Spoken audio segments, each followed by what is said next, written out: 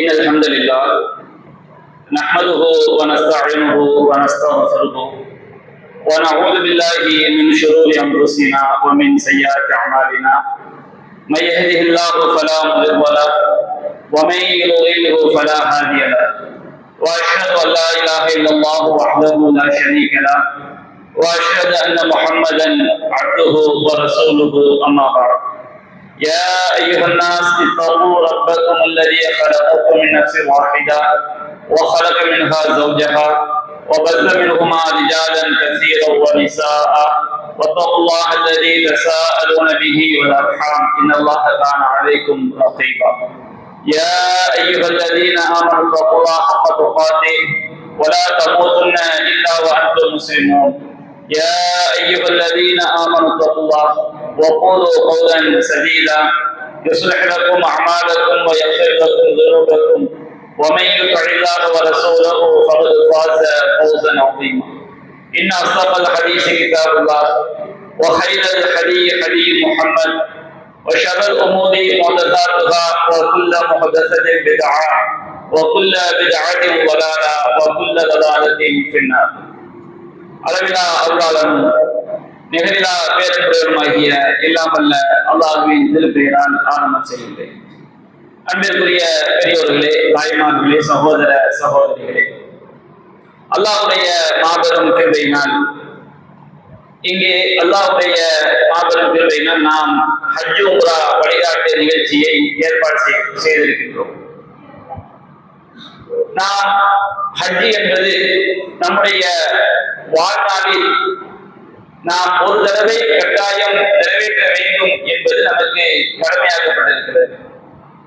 ஒருவர் பருவ வயதை அடைந்து சுதந்திரமான ஒரு மனிதராக இருந்து அவர் புத்தி சுயாதீனம் மிக்க ஒருவராக இருந்தால் அவர் காபாவிற்கு சென்று ஹஜ்ஜை நிறைவேற்றுவதற்கு சக்தி பெற்றிருந்தால் அவர் ஹஜ்ஜை செய்வது அவர் மீது கட்டாய கடமை என்று திருமறை குர்ஆன் குறிப்பிடுகின்றது.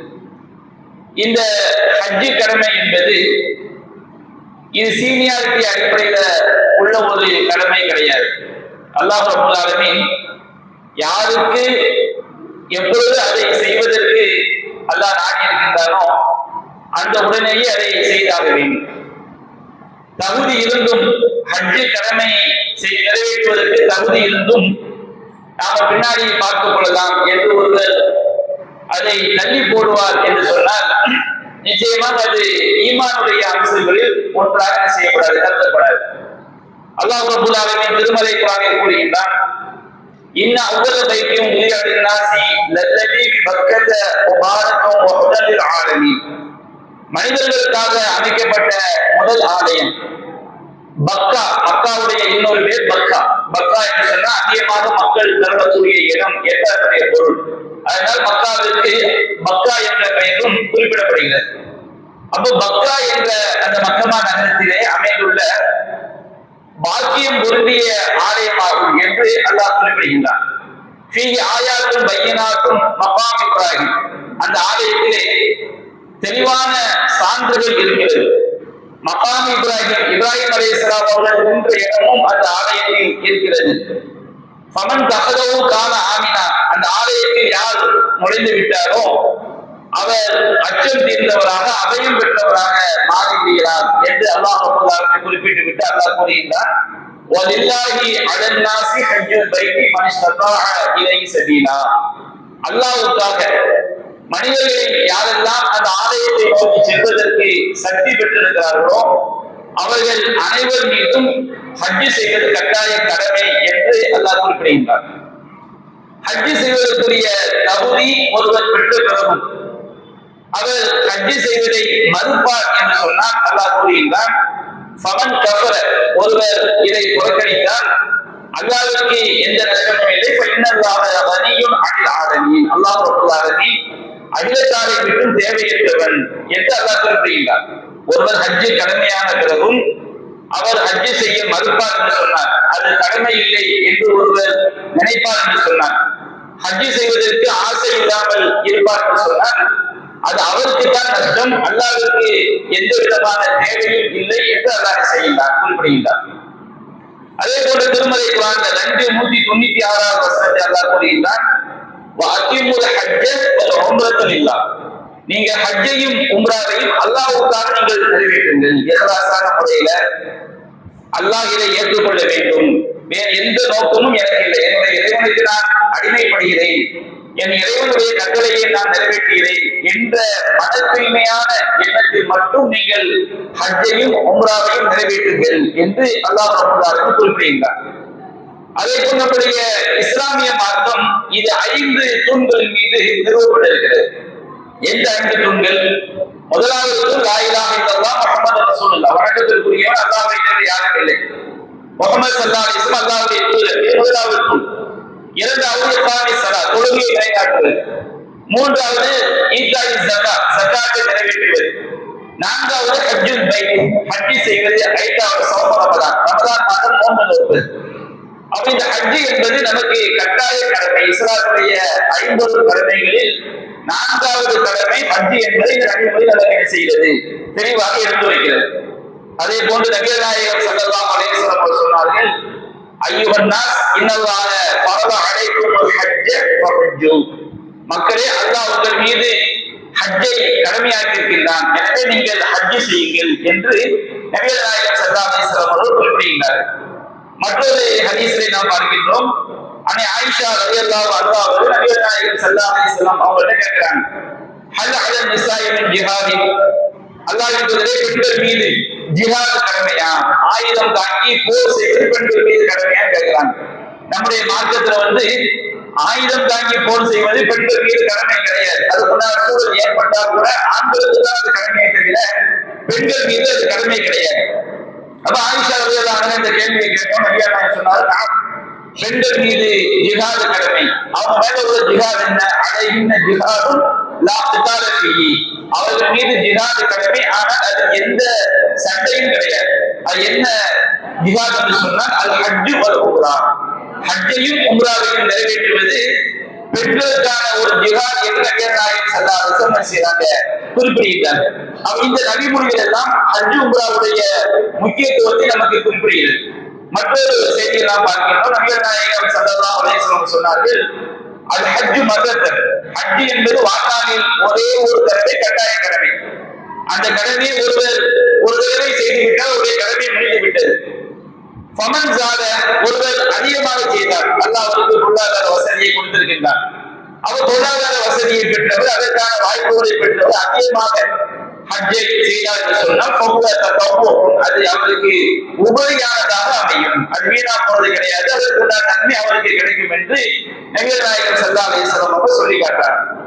இந்த உம்ரா என்கின்ற வணக்கமும் ஹஜ் என்ற வணக்கமும் அது நமக்கு நம்முடைய பாவங்களுக்கு பரிகாரமாகவும் சொர்க்கத்தை பெற்றுத்தரக்கூடியதாகவும் இருக்கிறது. நபிகள் நாயகம் ஸல்லல்லாஹு அலைஹி வஸல்லம் அவர்கள் சொன்னார்கள், சஹீஹ் புகாரில 1673வது முறையாக பதிவு செய்யப்பட்டிருக்கிறது, அது உம்ரத்து இது உம்ரத்தி கஃபாரத்து லிமா பைனஹுமா, ஒரு உம்ரா செய்துவிட்டு ஒருவர் இன்னொரு உம்ரா செய்தார் என்று சொன்னால் அந்த இரண்டு உம்ராக்களுக்கும் மத்தியில் நிகழ்ந்த பாவங்களுக்கு அந்த 2 உம்ராக்களும் பரிகாரமாக அமைந்து விடுகிறது. அந்த பாவங்களை எல்லாம் அந்த உம்ராக்கள் அழித்து விடுகின்றன சொன்னாங்க. அதே போல சொன்னாங்க ஹஜ்ஜுல் மப்ரூர், பாவம் கலவாத ஹஜ். பாவம் கலவாத ஹஜ் என்று சொன்னால் அதற்கு 2 அடிப்படைகள் அவசியம். முதலாவது அடிப்படை, அந்த ஹஜ் அல்லாஹ்வுக்காக இஹ்லாஸான முறையில் வேறு எந்த உலக நோக்கமும் இல்லாமல் பிற மக்கள் நம்மை பாராட்ட வேண்டும், நம்மை ஹாஜி என்று சொல்ல வேண்டும் என்கின்ற எந்த விதமான பொருள் நோக்கமும் இல்லாமல் அல்லாஹ்வுக்காக ஒருவர் இஹ்லாஸான முறையில் ஹஜ் செய்வது. இரண்டாவது, அந்த ஹஜ்ஜை அல்லாஹ்வும் அல்லாஹ்வுடைய தூதரும் காட்டி தந்த முறையில் செய்வது. இந்த 2 அடிப்படை இருந்தால் மட்டும்தான் அது அல் ஹஜ்ஜுல் மப்ரூர். அப்ப அல் ஹஜ்ஜுல் மப்ரூர், பாவம் கலவாத ஹஜ், அதற்குரிய கூலி என்ன? லைஸ லஹு ஜஸாஉ இல்லல் ஜன்னah, அதற்குரிய கூலி சொர்க்கத்தை தவிர வேறில்லை. நம்முடைய ஹஜ் இஹ்லாஸான முறையில அல்லாஹ்வுக்காக நாம இஹ்லாஸான முறையில் அல்லாஹ் அல்லாஹ்வுடைய தூதரும் காட்டி தந்த முறையில் செய்யும் பொழுது அந்த ஹஜ்ஜில எதையெல்லாம் செய்ய வேண்டும் என்று சொன்னார்களோ அதை நாம் செய்து எதையெல்லாம் செய்யக்கூடாது என்று தடுத்தார்களோ அதை நாம் விலகி கொண்டோம் என்று சொன்னால் அதற்குரிய கூலி கண்டிப்பாக சொல்லலாம். இந்த ரெண்டு அம்சம் வந்துவிட்டார். ஒன்று இஹ்லாஸ், மற்றொன்று அல்லாஹ்வுடைய தூதரும் காட்டி தந்த முறையில் செய்வது. அந்த ஹஜ்ஜி வழிகாட்டு நிகழ்ச்சிகளின் நோக்கம் என்ன?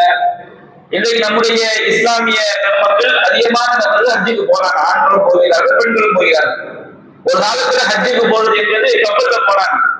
கப்பல்ல போனா அவங்க உயிர் பெற்று வருவதே ஒரு பெரிய உயிரோடு திரும்பி வருவதே பெரிய சிரமம் என்ற அளவுக்கு ஒரு காலத்துல இருந்துச்சு. ஆனா இன்றைக்கு அப்படி இல்லை. ஹஜ் என்கின்ற வணக்கம் அதற்குரிய ஏற்பாடுகள் மிகவும் மிகவும் எளிதாக்கப்பட்டிருக்கிறது. அப்ப அந்த ஹஜ் அல்லாஹ்வுடைய தூதர் எவ்வாறு காட்டி தந்தார்களோ அதன் அடிப்படையில் நிறைவேற்றப்படுகிறதா என்று சொன்னால் கவலைக்குரிய ஒரு விஷயம் என்ன சொன்னோம்னா, அதிகமான இஸ்லாமிய பெருமக்கள் ஹஜ்ஜுடைய சட்டங்களை முறையாக தெரியாம தான் செய்யறாங்க. அவங்க ஹஜ்ஜை நிறைவேற்றுவதற்கு சொல்றாங்க. அது மட்டும் இல்லாமல் அல்லாஹ்வுடைய தூதரும் காட்டி தராத பல செயல்கள் ஹஜ்ஜுங்கிறது செய்யப்படுகிறது. இதனுடைய விளைவு என்ன? நபிகள் சொல்லி காட்டுறாங்க, மன் அமில அமலன் ஃபலைஸ அலைஹி அம்ருனா ஃபஹுவ. நாம் கட்டளையிடாத காரியத்தை ஒருவர் செய்தார், அது அல்லாஹ்விடம் மாற்றப்படும். நபிகள் சொல்லி தராத ஒரு செயலை நாம செய்யறோம் வைத்துக் கொள்ளுங்கள், அந்த செயல் அல்லாஹ்விடம் ஏற்றுக்கொள்ளப்படாது. நபிகள் நாயகம் ஸல்லல்லாஹு அலைஹி வஸல்லம் சொன்னார்கள், பொது அன்னி மனாசிக்கும், உங்களுடைய ஹஜ் கிரியைகளை என்னிடமிருந்து எடுத்துக்கொள்ளுங்கள். நான் எப்படி ஹஜ் செய்தேனோ, நான் எப்படி உம்ரா செய்தேனோ அது போன்று உங்களுடைய அந்த கிரியைகளை வணக்கத்தை என்னிடமிருந்து எடுத்துக்கொள்ளுங்கள். அப்ப நபிகள் நாயகம் ஸல்லல்லாஹு அலைஹி வஸல்லம் காட்டித்தராத முறையில நம்முடைய ஹஜ் அமையும் போது நிச்சயமாக நம்முடைய காசும் விரயமாகிறது, அவனும் ஏற்றுக்கொள்ளப்படாத ஒரு வணக்கமாக செய்தது மாறி. அப்ப நபிகள் நாயகம் சொல்லி காட்டாங்க, அல் ஹஜ்ஜுல் மப்ரூர், பாவம் கழுவாத ஹஜ், அதனுடைய கூலி லைஸலஹு ஜஸாஉ இல்லல் ஜன்னah, அதனுடைய கூலி சொர்க்கத்தை தவிர வேறில்லை. அது நபிகள் நாயகம் சொல்லி காட்டாங்க. இன்னும் ஹஜ்ஜுங்கிற வணக்கம் எந்த அளவுக்கு ஒரு மிகப்பெரிய ஒரு நன்மையை பெற்று தெரிகிறது. நபிகள் நாயகம் சொல்லி காட்டுறாங்க, சஹீஹுல் புகாரில் 1521வது நபி மொழியாக பதிவு செய்யப்பட்டிருக்கிறது. அல்லாஹ்வின் தூதர் சொன்னார்கள், மன் ஹஜ்ஜ லில்லாஹ், யார் அல்லாஹ்வுக்காக ஹஜ் செய்கிறார்கள். நாம் கவனிக்க வேண்டிய அந்த வார்த்தை அல்லாஹ்வுக்காக, இஹ்லாஸான முறைகள். இஹ்லாஸை மீறக்கூடிய எந்த விதமான காரியங்களையும் நம்ம செய்யக்கூடாது, அனுமதிக்க கூடாது. இப்ப நாம பொதுவாக பயணங்கள் மேற்கொள்ளும் போது நம்ம உறவினர்களுக்கு நாம சொல்லுவோம், ஒரு ஆளு வெளிநாட்டுல துபாயில இருக்கிறாரு, சவுதியில இருக்கிறாரு, அவங்க பயணம் புறப்பட்டு போகும்போது நாம் எந்த பயணமான உறவினர்களுக்கு நம்ம செய்வோம், சொல்லுவோம். அந்த மாதிரி ஒரு பயணம் என்ற அடிப்படையில உறவினர்களுக்கு சொல்வது தப்பு கிடையாது. அதே நேரத்துல ஹஜ்ஜிங்கிற வணக்கத்தை விளம்பரப்படுத்தக்கூடிய வகையில, நம்முடைய இஹ்லாஸை உடைக்கக்கூடிய வகையில உள்ள காரியங்களை நாம் ஒருபோதும் அனுமதிக்க கூடாது. அப்படி அனுமதித்தால் அது நமக்கு தான் நஷ்டமாயிருக்கும். அப்ப நம்ம எல்லோரும் தன்னை ஒரு புனித ஆத்மாவாக பார்க்க வேண்டும். நாம அல்லாஹ்கிட்ட தான் நம்முடைய இஹ்லாஸ், நம்முடைய இறையச்சம் உண்மை வெளிப்பட வேண்டுமே தவிர எல்லோரும் நம்ம ஹாஜி என்று சொல்ல வேண்டும், எல்லோரும் நம்ம ஒரு முசாபஹா பண்ணணும். இவன் ஹஜ்ஜுக்கு போறாங்கன்னு சொன்னோம்னா பெண்கள் எல்லாம் போய் அவங்களை சந்திச்சு அவங்களுக்கு ஒரு முகார வாங்கி போற்றணும். இந்த மாதிரி நம்மை விளம்பரப்படுத்தக்கூடிய காரியங்களை நாம் அழகை தவிர்த்துக் கொள்ள வேண்டும். என்ன சொல்லிக்கிறாங்க, ஹஜ்ஜ லில்லாஹ், அல்லாஹ்வுக்காக யார் ஹஜ் செய்கிறார்களோ ஃபலம் யர்ஃபுஸ் வலம் யஃப்சுக், அவர் தீய செயல்களில் ஈடுபடாமல், தீமையான காரியங்களை செய்யாமல் அல்லாஹ்வுக்காக ஒருவர் ஹஜ் செய்தால் அதனுடைய கூலி என்ன? ரஜஅக யௌமின் வலதத்துஹு உம்மு, அவனுடைய தாய் அவனை பெற்றெடுத்த நாளில் அவன் எப்படி பாவம் இல்லாமல் பிறந்தானோ அது போல திரும்புகிறான். ஒருவன் பருவ வயதை அடைவதற்கு முன்பாக அவனுக்கு தீமைகள் பதிவு செய்யப்படாது, ஆனா தீமை செய்வான். எத்தனையோ சின்ன பசங்க கொலை பண்ணி போடுறாங்க, சின்ன பசங்க சாராயம் குடிச்சிடுறாங்க, சிகரெட் குடிச்சிடுறாங்க, பாவமான காரியங்களை செய்யறாங்க. ஆனா ஒருவன் சிறுவனாக இருக்கும்போது அவன் பாவத்தை செய்யலாம், ஆனா பருவ வயதை அடைகிற வரைக்கும் அவனுக்கு அந்த நன்மை தீமை பதிவு செய்யப்படாது. ஆனா இது அப்படி கிடையாது. ஒரு குழந்தை பிறக்கும் போது எந்த விதமான பாவமும் செய்யாத பரிசுத்தமான ஆத்மாவாக அந்த குழந்தை என்ன செய்கிறது, பிறக்கிறது. அப்ப நபிகள் நாயகம் சொல்லி காட்டுறாங்க, ஒருவர் அல்லாஹ்வுக்காக இஹ்லாஸான முறையில ஹஜ்ஜை நிறைவேற்றி அவர் ஊருக்கு திரும்பி வந்தார் என்று சொன்னால் அவர் திரும்பி வரும் பொழுது அவருடைய தாய் அவரை பெற்றெடுக்கும் பொழுது எப்படி அவர் பாவமே இல்லாம இந்த உலகத்துல பிறந்தாரோ, ஒரு தீமை கூட இல்லாமல் இந்த உலகத்துல அவர் பிறந்தாரோ, அது போன்று அவர் ஹஜ்ஜில் இருந்து திரும்புகிறார் அப்படின்னு சொன்னால், இந்த மாதிரி நம்முடைய ஹஜ் அமைய வேண்டும் என்று சொன்னால் அந்த இரண்டு அடிப்படைகள் முக்கியம். ஒன்று மன தூய்மை, இன்னொன்று அல்லாஹ்வுடைய தூதரும் காட்டி தந்த முறைப்படி செய்ய வேண்டும் என்பது. அதே போன்று அல்லாஹ் ரப்பல் ஆலமீன் திருமறை குர்ஆன்ல 297வது வசனத்துல சொல்லி காட்டுகிறார், அல் ஹஜ்ஜு அஷ்ஹுரும் மஅலூமாத். ஹஜ் என்பது அறியப்பட்ட மாதங்கள். இதை நாம பின்னாடி விளக்குறோம். ஃபமன் ஃபர்த ஃபீஹின்னல் ஹஜ்ஜ, அந்த மாதங்களில் யார் ஹஜ்ஜை கடமையாக்கி கொண்டாரோ ஃபலா ரஃபஸ, அவர் ரஃபஸ் என்று சொன்னால் தாம்பத்திய ரீதியிலான செயல்பாடு. தாம்பத்தியத்தில் கணவன் மனைவி தாம்பத்தியத்தில் ஈடுபடுவது, ஆசையோடு பார்க்கிறது, தொடுறது, முத்தம் கொடுப்பது, ஆசையோடு இந்த மாதிரி தாம்பத்தியம் அதற்கு முன்னோட்டமான செயல்களுக்கு ரஃபஸ் என்று சொல்வாங்க. அவங்க இந்த மாதிரி காரியங்கள்ல ஈடுபடக்கூடாது. வலா ஃபுசு, பாவமான காரியங்கள் என்ன செய்யக்கூடாது, ஈடுபடக்கூடாது. பாவமான காரியங்கள் என்று சொன்னால் அல்லாஹ் தடுத்த தீமையான காரியங்கள். நம்ம புறம் பேசுறது, பொய் பேசுறது, சிகரெட் குடிக்கிறது, இன்னும் ஒரு ஹராமான காட்சிகளை பார்ப்பது, இந்த மாதிரி காரியங்கள் என்ன செய்யக்கூடாது, ஈடுபடக்கூடாது. வலா ஜிதால ஃபில் ஹஜ், ஹஜ்ஜில் வீண் விதண்டாவாதங்கள் என்ன செய்யக்கூடாது, செய்யக்கூடாது. யார்கிட்டையும் போய் ஏதாவது நம்ம தவாப் செய்யும் போது யாரை இடிச்சுட்டாங்கன்னு சொன்னா, ஏன்டா இடிச்சார், எரோபால் சைஸ்ல இருக்கிற புத்தி இல்லையா, இந்த மாதிரி வீண் தர்க்கங்கள், வீண் விதண்டாவாதங்கள் எதிரையுமே நாம ஹஜ்ஜை கடமையாக்கி கொண்டதுல இருந்து அதுல விடுபடுற வரைக்கும் இது போன்ற காரியங்களில் ஈடுபடக்கூடாது. அல்லாஹ் சொல்லினா, நீங்கள் எந்த ஒரு நன்மையை செய்தாலும் அதை அல்லாஹ் அறிகிறான். நீங்கள் ஹஜ்ஜுக்கான முன்னேற்பாடுகளை செய்து கொள்ளுங்கள். நாம ஹஜ்ஜுக்காக பல்வேறு முன்னேற்பாடு செய்யறோம். நம்ம ஹஜ் கமிட்டியில பதிவு பண்றோம், பிளேன் டிக்கெட் புக் பண்றோம், குர்பானி பிராணி எல்லாம் என்ன செய்யறோம், புக் பண்றோம், பல ஏற்பாடுகள் நம்ம என்ன செய்யறோம், கேட்கிறோம். ஆனா அல்லாஹ் சொல்லியிருந்தான், நீங்கள் செய்து கொள்ள வேண்டிய ஏற்பாடுகளில் மிக முக்கியமானது இறையச்சம்.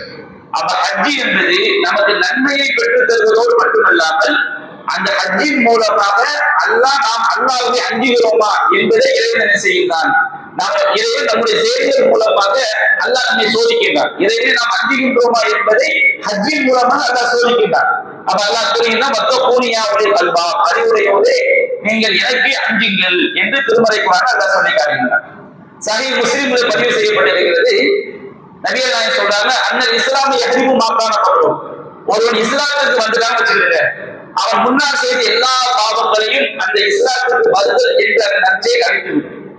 அண்ணல் ஹிஜ்ரத்தை தஹரீமுமாக்கான கப்லஹா, ஹிஜ்ரத் என்ற வணக்கம். சஹாபாக்கள் மார்க்கத்தை பின்பற்றுவதற்காக சொத்துக்களை இழந்து குடும்பங்களை தொடர்ந்து மக்காவிலிருந்து மதீனாவிற்கு நாடு தொடர்ந்து வந்தார்கள். அந்த பயணத்துக்கு பேர் ஹிஜ்ரத். அந்த ஹிஜ்ரத் அப்படிங்கிற தியாகம் அதற்கு முந்தைய எல்லா பாவங்களையும் அழித்துவிடும். அதற்கு நிகரான ஒரு நன்மை எது, அண்ணல் ஹஜ்ஜ யஹ்திமுமாக்கான கப்லஹு, ஹஜ் என்பது அதற்கு முன்னர் அவன் செய்த எல்லா பாவங்களையும் அது அழித்து விடும் என்று நபிகள் நாயகம் ஸல்லல்லாஹு அலைஹி வஸல்லம் இந்த ஹஜ்ஜுடைய முக்கியத்துவத்தை சொல்லி காட்டுறாங்க. இந்த ஹஜ் நமக்கு நிறைய நன்மைகள் கிடைக்கிறது, நம்முடைய பாவங்கள் அழிக்கப்படுகிறது, நமக்கு சொர்க்கம் கிடைக்கிறது. என்றாலும் அல்லாஹ் ரப்பல் ஆலமீன் இந்த ஹஜ்ஜின் மூலமாக நம்முடைய செயல்களில் நாம் இறையச்சத்தை வெளிப்படுத்துகிறோமா என்பதை அல்லாஹ் சோதிக்கின்றான். ஒரு ஆள் இந்த ஹஜ்ஜில இஹ்ராம் என்ற ஒரு நிலை இருக்கிறது, அதை நான் பின்னாடி சொல்றேன்.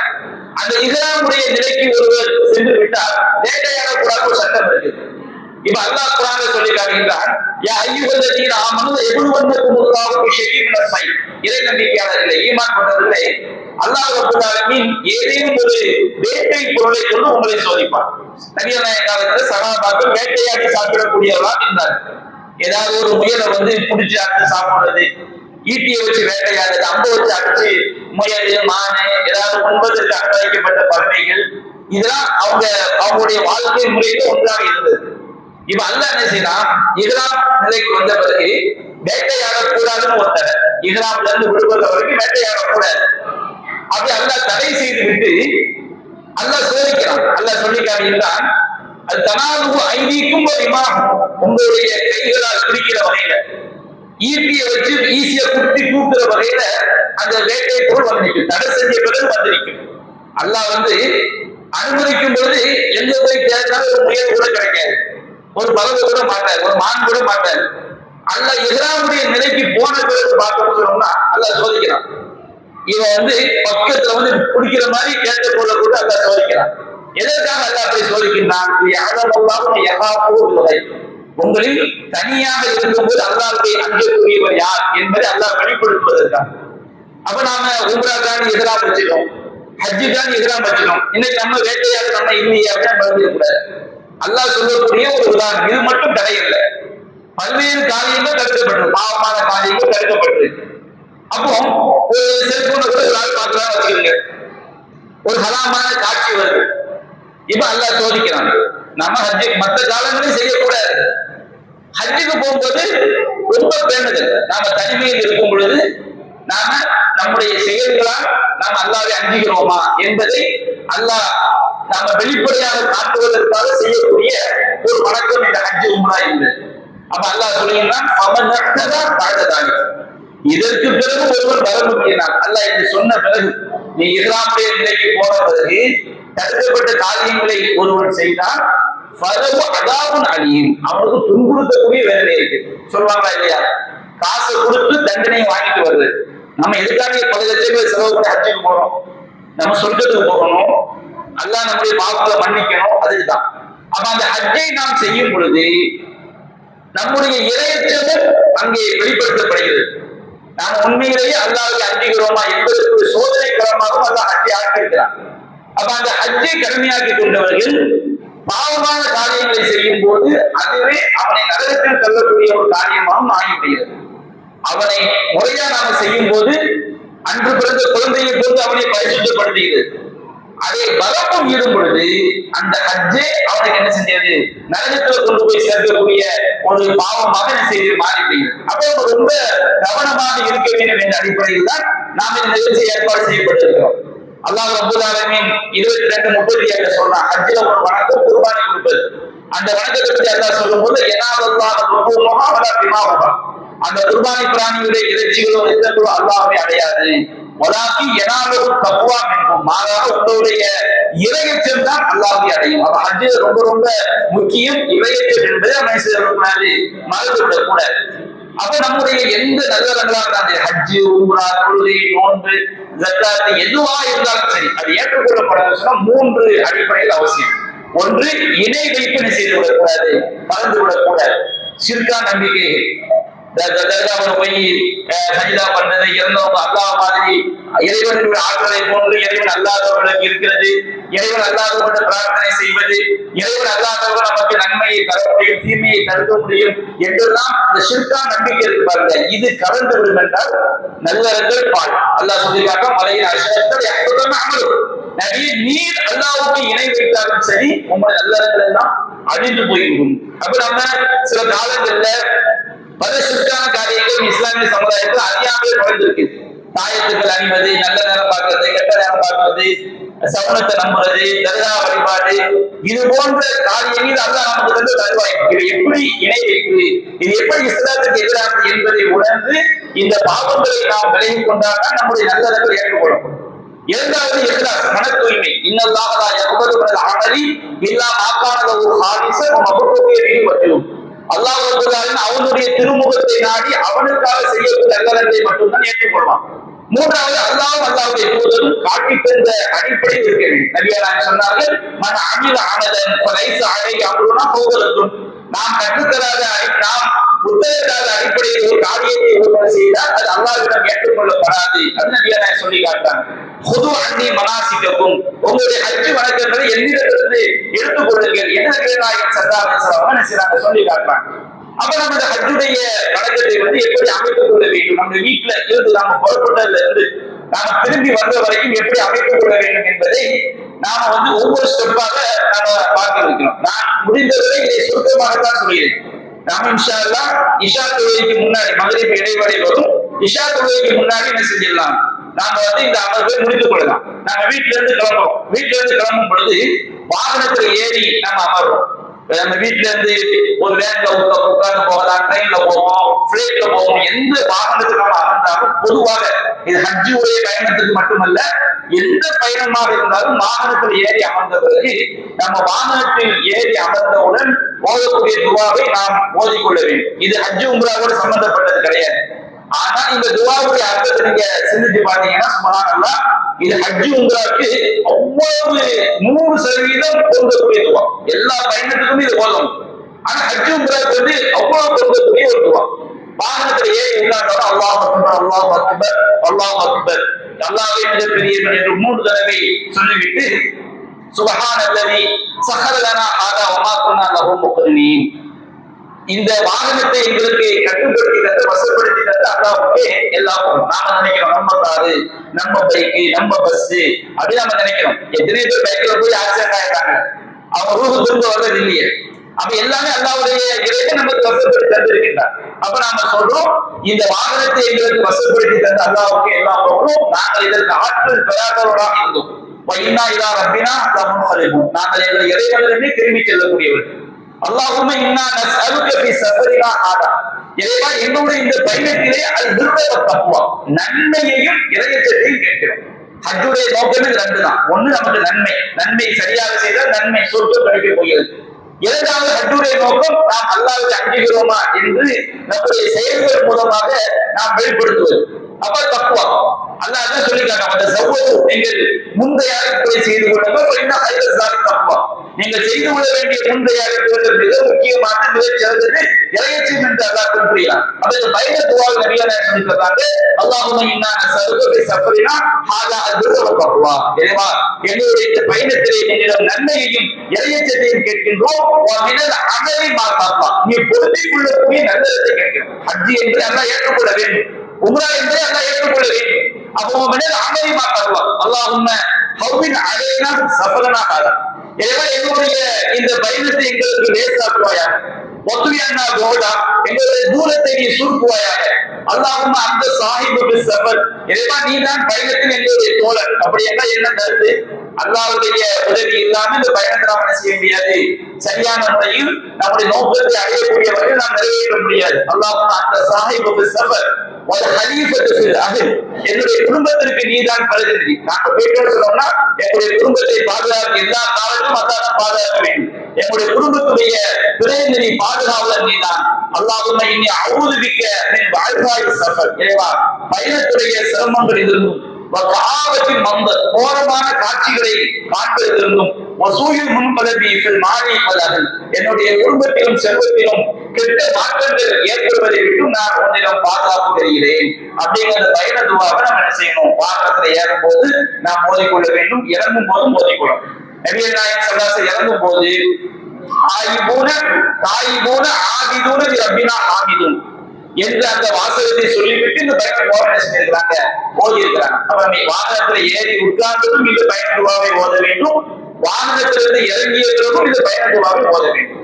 இது ஹஜ்ஜுக்கு உள்ளது கிடையாது, எல்லா பயணத்துக்கும் உள்ள பொதுவான ஒரு துவா. அடுத்து நாம விளக்கணும், ஹஜ் என்பது அதற்கு ஹஜ் செய்ய வேண்டிய காலம் இருக்கிறது. ஹஜ்ஜுங்கிற வணக்கத்தை எந்த இடத்துல இருந்து நாம துவக்க வேண்டும் என்பதும் இருக்கிறது. ஹஜ் செய்யக்கூடிய காலம் என்ன?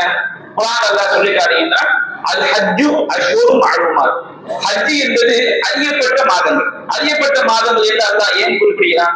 இப்ராஹிம் நபி காலத்திலிருந்து ஹஜ் என்ற வணக்கம் அது எந்த காலத்தில் செய்ய வேண்டும் என்று அறியப்பட்டே வருகிறது. ஆனால் நபிகள் நாயகம் இந்த வணக்கத்தின் இந்த வசனத்தை அல்லாஹ் இறக்கும் போது அது ஹஜ்ஜு அஷ்ஹுரும் மஅலூமாத், ஹஜ் என்று அறியப்பட்ட மாதங்கள் என்று அல்லாஹ் குறிப்பிடுகிறான். நாம நினைக்கிறோம் துல்ஹஜ் மாதத்துல மட்டும் ஹஜ் நினைக்கிறோம், அப்படி கிடையாது. ஹஜ்ஜுங்கிற வணக்கம் ஷவ்வால்ல இருந்து ஆரம்பிச்சது. ஹஜ்ஜுடைய மாதம் இருந்து ஷவ்வால், துல்கஅதா, துல்ஹஜ். ஷவ்வால், துல்கஅதா, துல்ஹஜ். ரமலான் இப்போ ஒரு ஆளு ரமலான் மாசத்துல ஹஜ் காண்டி இஹ்ராம் போற இஹ்ராமுடைய எண்ணம் வைக்கலாம் வைத்துக் கொள்ளுங்கள், அது ஹஜ்ஜாவே ஆகாது. இப்ப லுகர் தொழுகை இருக்குது. லுகர் தொழுகையின் நேரம் என்ன? சூரியன் உச்சி சாய்ந்த பிறகுதான் லுகருடைய நேரம். உச்சியிலிருந்து மேற்கு நோக்கி சாய்ந்த பிறகுதான் லுகருடைய நேரம். ஒரு ஆள் என்ன செய்ய காலையில் 11 மணிக்கே பள்ளிவாசல் லுகர் தொழுதா அது ஏற்றுக்கொள்ளப்படுமா? அது ஏற்றுக்கொள்ளப்படாது. அப்ப அது மாதிரி ஹஜ்ஜுக்குரிய மாதங்கள் ஒருவர் தன்னுடைய ஊர்ல இருந்து எப்போ கிளம்பணும் சொன்னோம்னா ஷவ்வால் மாதம் கிளம்பலாம், துல்கஅதா மாதம் கிளம்பலாம், துல்ஹஜ் மாதம் கிளம்பலாம். அப்ப அல்லாஹ் சொல்றான் துல்ஹஜ் மாதம் பிறை 8க்கு முன்னாடி ஒரு அந்த பிறை 8க்கு முன்னாடி பிறை 8 அங்க போய் செய்ய வேண்டிய வணக்க வழிபாடு ஸ்டார்ட் ஆயிடும். அப்போ ஹஜ்ஜுக்குரிய மாதங்கள் அறியப்பட்ட மாதங்கள் அது எல்லாம் ஷவ்வால், துல்கஅதா, துல்ஹஜ். இது அல்லாத மற்ற மாதங்கள்ல ஹஜ்ஜுக்கான என்ன செய்ய முடியாது, பயணங்களை மேற்கொள்ள முடியாது. அடுத்து ஹஜ்ஜுங்கிற வழக்கம் குறிப்பிட்ட இடத்துல இருந்து ஸ்டார்ட் ஆயிடும்.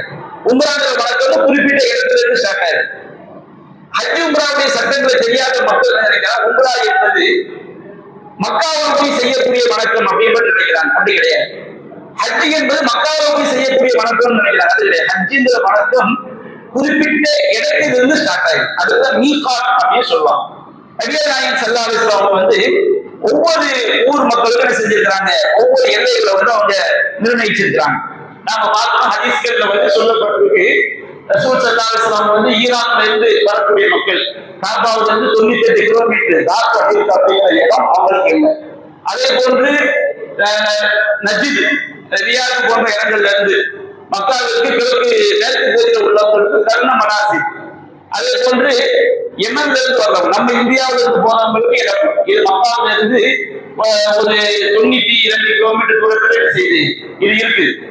அதே போல ஷாம்ல இருந்து வரக்கூடியவங்களுக்கு ஜஃபா என்கிற எல்லை, மதீனாவில இருந்து வரக்கூடியவங்களுக்கு துல்ஹுலைஃபா அப்படிங்கிற எல்லை, நம்ம இந்தியாவில இருந்து போறவங்களுக்கு இளம்பலம். இந்த எல்லையில இருந்துதான் நாம ஹஜ்ஜுங்கிற வணக்கத்துக்குள்ள, உம்ராவுக்கு போனா உம்ராங்கிற வணக்கத்துக்குள்ள நாம என்ன செய்கின்றோம், நுழைகின்றோம். அப்போ இந்த ஹஜ்ஜுடைய எல்லைக்கு நாம செல்லும் பொழுது நம்முடைய இந்த எல்லைகள்ல இருந்துதான் நாம என்ன செய்கின்றோம், நம்முடைய ஹஜ் உம்ரா வணக்கத்தை ஸ்டார்ட் பண்றோம். நம்ம ஊர்ல இருந்து கிளம்பும் போதே ஹஜ்ஜுக்கு போறவங்க எண்ணத்துல நம்ம என்ன செய்யறோம், கிளம்புறோம். ஆனால் நம்முடைய ஹஜ் என்ற வணக்கம், அது உம்ரா என்ற வணக்கம் ஊர்ல இருந்து வீட்டுல இருந்து கிளம்பினோடனே ஆரம்பிச்சிடாது. எங்க இருந்து ஸ்டார்ட் ஆகும், இந்த எல்லைகள்ல இருந்தா என்ன செய்யும், ஸ்டார்ட் ஆகும். இப்போ இந்த எல்லைகள்ல இருந்து அந்த வணக்கத்தை ஸ்டார்ட் பண்றதுக்கு முன்னாடி சில சுன்னத்துகள் நமக்கு என்ன செய்யுது, நபிகள் நாயகம் ஸல்லல்லாஹு அலைஹி வஸல்லம் செஞ்சிருக்கிறாங்க. என்னென்ன சுன்னத்துகள்? இப்ப நாம அந்த எல்லையில இருந்து நாம இஹ்ராமுக்குள்ள நுழையிறது. இஹ்ராம் அப்படிங்கிற வார்த்தைக்கு என்ன அர்த்தம்னா, நாம ஹஜ்ஜுக்குள்ள நுழையணும், உம்ராக்குள்ள நுழையணும் என்பதற்கு ஒரு வாசகத்தை சொல்லணும். அந்த வாசகத்தை நாம் சொல்வதற்கு பெயர் தான் இஹ்ராம். அந்த வாசகத்தை நாம் சொன்ன பிறகு நமக்கு பல விஷயங்கள் தடுக்கப்படுது, குறிப்பிட்ட காலம் வரை அதை நாம விளக்கிடுவோம். இப்ப இந்த எல்லைக்கு முன்னாடி நாம அந்த எல்லையிலிருந்து நாம் செய்ய வேண்டிய விஷயங்கள் என்ன? முதலாவது சொல்லக்கூடிய விஷயம், இது ஹஜ் உம்ராவோடு சம்பந்தப்பட்டது கிடையாது, பொதுவான ஒரு சுன்னத். நபிகள் நாயகம் ஸல்லல்லாஹு அலைஹி வஸல்லம் ஒரு மூமின் 40 நாளைக்கு மேல தன்னுடைய மீசையை கத்தரிக்காம இருக்கக்கூடாது. மீசையை கத்தரிப்பது, நகங்களை வெட்டுவது, அதே மாதிரி அக்குள் பகுதியில் உள்ள ரோமங்களை நீக்குவது, மர்மஸ்தானங்களுடைய ரோமங்களை நீக்குவது, இது எல்லாம் இயற்கையான சுன்னத்துகள். இதை 40 நாளைக்கு மேல நீக்காம செய்யக்கூடாது, விடக்கூடாது. 40 நாளைக்கு முன்னாடி எத்தனை தடவை வேண்டுமானா சுத்தப்படுத்திக் கொள்ளலாம். அது ஹஜ் உம்ராக்கு உள்ள சுன்னத்து கிடையாது, பொதுவான ஒரு சுன்னத். ஹஜ் உம்ரா பயணத்தை மேற்கொள்ளக்கூடியவர்கள் அந்த எல்லைக்கு முன்பு, அந்த எல்லையிலிருந்து அவங்க அந்த உம்ராக்குள்ள நுழைவதற்கு முன்பாக, ஹஜ்ஜுக்குள்ள நுழைவதற்கு முன்பாக இந்த சுன்னத்தை செய்து கொண்டால் சிறந்தது, செய்யாவிட்டாலும் குற்றம் இல்லை. இது பொதுவான ஒரு சுன்னத். இரண்டாவது, இஹ்ராமுக்கு முன்னாடி குளிப்பது சுன்னத். சுன்னத் என்று சொன்னால் நீ கட்டாயம் என்று வழங்கிக் கொள்ளக்கூடாது. செய்தால் நன்மை, செய்யாவிட்டால் என்ன கிடையாது, தீமை கிடையாது. அப்ப நாம அந்த எல்லையில இருந்து உம்ராங்கிற வணக்கத்துக்குள்ள நுழைய போறோம், ஹஜ்ஜிங்கிற வணக்கத்துக்குள்ள நுழைய போறோம். அப்ப அந்த வணக்கத்துக்குள்ள நுழைவதற்கு குறிப்பிட்ட வாசகங்களை சொல்ல வேண்டும். அந்த வாசகத்தை சொல்வதற்கு முன்பாக குளித்துக் கொள்ளணும். ஹஜ்ஜுக்கு உம்ராக்காண்டி போகக்கூடிய பெண்கள் மாதவிடத்துல இருந்தா கூட அவங்க இஹ்ராமுக்காண்டி குளிக்கணும். அந்த குளிப்பு அந்த பெண்களுக்கு குளிப்பு கடமையை நீக்காது, ஆனா அவங்க குளித்தாக வேண்டும். அவங்க குளித்து விட்டு என்ன செய்ய வேண்டும், இந்த ஸ்டேஜ் பிஸ்கட் போன்ற அந்த சாதனங்களை அணிவாங்க பாருங்க, அந்த சாதனங்களை அணிந்து கொள்ள வேண்டும். அப்போ மாதவிடாய் ஏற்பட்ட பெண்கள், பிரசவத்துக்கு ஏற்பட்ட பெண்கள் கூட அந்த இஹ்ராமுடைய எல்லையில வைத்து குளிக்கிறது சுன்னத். குளித்த பிறகு தலையெல்லாம் என்ன செய்யணும், எண்ணெய் தேய்ச்சி தலையை நல்ல பாதிக்கொள்ள வேண்டும். ஆண்களும் பெண்களும் தலையில் எண்ணெய் தேய்ச்சி சீவிக்கொள்ள வேண்டும். நறுமணம் பூசிக்கொள்ளும். உடல்ல நறுமணம் பூசணும். பூசக்கூடிய நறுமணம் நம்முடைய ஆடையில் பூசிக்கொள்ளக்கூடாது. இது ரொம்ப கவனிக்க வேண்டிய விஷயம். உடல்ல என்ன செய்யலாம், நறுமணம் பூசிக்கொள்ளலாம். நம்முடைய மார்க்கத்துல ஆண்களுடைய நறுமணம், பெண்களுடைய நறுமணம் என்று 2ஆக பிரிக்கப்பட்டிருக்கிறது. நபிகள் நாயகம் காலத்துல ஆண்களுடைய நறுமணம் என்பது அதற்கு நிறம் கிடையாது, வாசம் தூக்கலாது. ஒரு ஆண் நறுமணம் பூசிட்டான்னு சொன்னோம்னா அந்த வாசம் வந்து பகலையும் சென்றடையக்கூடியதா இருக்கும். பெண்களுடைய நறுமணம் என்பது அது நிறமாக இருக்கும், வாசம் என்பது என்ன செய்யும், ரொம்ப கம்மியா இருக்கும். அவங்க உடம்புல உருவாடையை மற்றவர்கள் சென்றடைய விடாமல் தடுக்கக்கூடிய வகையில் நபிகள் நாயகம் ஸல்லல்லாஹு அலைஹி வஸல்லம் பொதுவாக ஹஜ் உம்ராக்களில் பொதுவாகவே ஒரு இஸ்லாமிய பெண் வந்து வீதிகளில் செல்லும் போது பிற ஆண்கள் திரும்பி பார்க்கக்கூடிய வகையில நறுமணம் பூசிக்கொண்டு செல்வதை தடுத்திருக்கிறாங்க. நபிகள் நாயகம் சொல்றாங்க, ஐயுமா இப்ராஹிம் தஅத்தரத் ஃபமர்ரதலா கௌமி பியஜிது மின் ரீஹிஹா ஃபஹிய ஜானியா. எந்த ஒரு பெண் நறுமணம் பூசிக்கொண்டு ஒரு ஆண்களுடைய சட்டையை கடந்து செல்கிறார், தன்னுடைய நறுமணத்தை பிற ஆண்கள் பெற்று தன்னை திரும்பி பார்க்க சாமியா அவருக்கு விபச்சாரின்னு சொன்னாங்க. விபச்சாரின்னு சொன்னோன்னா தண்டனைக்குரிய குற்றம் நினைச்சிடக்கூடாது. நம்முடைய மார்க்கம் வந்து சின்னஞ்சிறிய பாவங்களை கூட விபச்சாரத்தில் கொண்டு போய் சேர்க்கக்கூடிய சின்னஞ்சிறிய பாவங்களுக்கு கூட விபச்சாரிகள் பேர் என்ன செய்து சொல்லிட்டாங்க. அந்த அடிப்படையில இது ஒரு சிறு பாவம், ஆனா இது கூடாத பாவம். அப்போ ஹஜ் உம்ராக்காண்டி போகக்கூடிய பெண்கள் வந்து அவங்க ஆண்களும் சரி பெண்களும் சரி உடலில் நறுமணம் பூசிக்கொள்ளலாம், ஆடையில என்ன செய்யக்கூடாது, நறுமணம் பூசக்கூடாது. நம்ம இஸ்லாமில இருந்து விடுபடுற வரைக்கும் நாம என்ன செய்யக்கூடாது, நறுமண சோப்புகளை பயன்படுத்துவதோ நறுமணம் உள்ள எண்ணெயை தேய்ப்பதோ அத்தர் பூசுறதோ நாம என்ன செய்யக்கூடாது, பயன்படுத்தக்கூடாது. நீ அங்க போனீங்கன்னா உங்களுக்கு குளிக்கும் போது மனம் இல்லாத சோப்புகள் அங்க விற்பனையில் இருக்கும், நீங்க என்ன செஞ்சுக்கலாம், அதை வாங்கி பயன்படுத்திக்கலாம். ஆனா என்ன செய்யக்கூடாது, நாம வந்து இஹ்ராம்ல இருந்து விடுபடுற வரைக்கும் நாம நறுமணத்தை என்ன செய்யக்கூடாது, பயன்படுத்தக்கூடாது. நறுமணத்தை வேண்டுமென்றே நுகர்ந்து பார்ப்பதும் கூடாது. இன்னொரு விளங்கிடுங்க, நாம இஹ்ராமுக்கு முன்னாடி அந்த எல்லையில இருந்து நம்ம உம்ராஹ் வணக்கத்துக்குள் நுழைய போறோம். அந்த வணக்கத்துக்குள் நுழைவதற்கு முன்பாக உடனே நாம நறுமணத்தை பூசிக்கிறோம். நாம அந்த வணக்கத்துக்குள்ள நுழைந்த பிறகு நம்ம பூசிய நறுமணம் உடலில் இருக்கும் என்றால் அது குற்றம் கிடையாது. இஹ்ராமுடைய நிலைக்கு முன்பாக நபி ஆயிஷா ரலியல்லாஹு அன்ஹா சொல்லி காட்டுறாங்க, கன்னி அன்துரு இலா வபீஸி தய்யிப் அலா வஃப்ரிகி ரசூலுல்லாஹி ஸல்லல்லாஹு அலைஹி வஸல்லம். நபிகள் நாயகம் ஸல்லல்லாஹு அலைஹி வஸல்லம் அவர்கள் இஹ்ராமுக்கு நுழைவதற்கு முன்பாக ஆயிஷா ரலியல்லாஹு அன்ஹா வந்து ரசூலுல்லாஹி நறுமணம் பூசி விட்டாங்க, உடம்புல ஆடையை பூசக்கூடாது.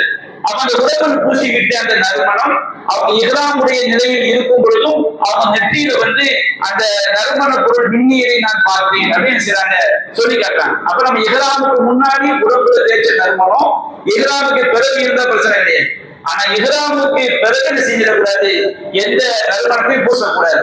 நபிகள் நாயகம் ஸல்லல்லாஹு அலைஹி வஸல்லம் சொல்லி காட்டுறாங்க, அதாவது இஹ்ராமுடைய நிலையில ஒருவர் மரணித்து விட்டார். அப்போ ஜனாசாவை குளிப்பாட்டும் போது நறுமணத்தை பயன்படுத்தும். நபிகள் நாயகம் சொல்லி காட்டுறாங்க, அவர் மரணிச்ச போது அவர் கருணை புகுத்திப்பா, அவர் பக்கத்துல நறுமணத்தை அருகில் கூட கொண்டு செல்லாது. அப்ப நாம நறுமணம் ஒரு இடத்துல இருக்க முடிந்தவரை நம்ம என்ன செஞ்சுக்கணும், நாம் அதை விலகிக் கொள்ள வேண்டும். நமக்கு நிர்பந்திக்கப்பட்ட அடுத்து இயற்கையான பொருட்கள் பாருங்க, ஒரு ஆப்பிள், ஒரு எலுமிச்சை, இந்த மாதிரி பொருட்கள் தப்பு கிடையாது. ஒரு ஆளுக்கு வாங்கி வருது, ஒரு எலுமிச்சை பழத்தை வந்து அவர் மோந்து பார்த்துக்கிறாங்கன்னா அது நல்லா படைத்த அந்த பழங்கள் இதெல்லாம் என்ன வராது, நறுமணத்துல என்ன செய்யாது, வராது. ஆனா போராட்டத்தை தைக்கிறக்கூடாது. இஹ்ராமுடைய நிலைக்கு போய் தலை வலிக்குது, மாத்திரை போட்டு தலைவலியை குணப்படுத்திக்கவே தவிர எனக்கு போராடி கையில வச்சாதான் தலைவலி போகும்னு சொன்னோம்னா ரொம்ப நிர்பந்தமாயிட்டுனா அல்ல எந்த ஆத்மா சக்திக்கு நிர்பந்திக்க மாட்டான். ஆனா இந்த மாதிரி நறுமண தைலங்கள் எல்லாம் என்ன செஞ்சுக்கணும், தெரிந்து கொள்ள வேண்டும். அப்ப நாம இஹ்ராமுக்கு முன்னாடி தலையில எண்ணெய் தேய்ச்சி, பெண்கள் நல்ல தலைவாரி சீவி கொள்ள வேண்டும், ஆண்களும் தலையில் எண்ணெய் தேய்ச்சி சீவி கொள்ள வேண்டும். உடல்ல நறுமணம் பூசிக்கொள்ள, ஆடைகளை செய்யக்கூடாது, பூசிக்கொள்ள கூடாது. அதே போல ஆண்கள் வந்து என்ன செய்யணும், தையல் இல்லாத ஆடையை அணிந்து கொள்ள வேண்டும். ஒரு கீழாடை, ஒரு மேலாடை.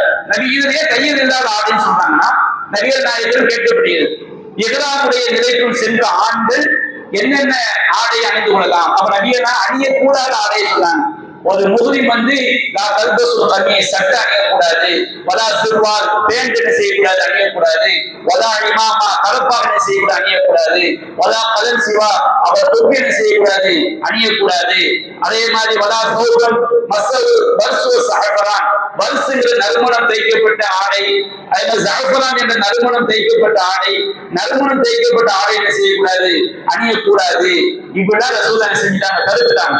அப்போ ஒரு ஆண்கள் வந்து எந்த ஆடைக்கெல்லாம் உறுப்புகளை பேர் கொடுத்ததோ அப்படிப்பட்ட எந்த ஆடையும் அணியக்கூடாது. இப்ப சட்டை வச்சுக்கிடுங்க, இது நம்ம சட்டை கையும்போம், இதை வந்து சட்ட கழுத்தும்போம், ஒரு பேண்ட்னா வலது காலமோ இடது காலமோ, அப்போ குறிப்பிட்ட உறுப்பை அளவாக கொண்டு தைக்கப்பட்ட எந்த ஆடையும் ஆண்கள் வந்து இஹ்ராமுக்குள்ள நுழைஞ்சவன அணியக்கூடாது. அப்ப அதுக்கு முன்பாகவே அவனை செய்யணும். அதை வந்து அதுக்கு தையல் இல்லாத ஆடை சொல்லுவாங்க.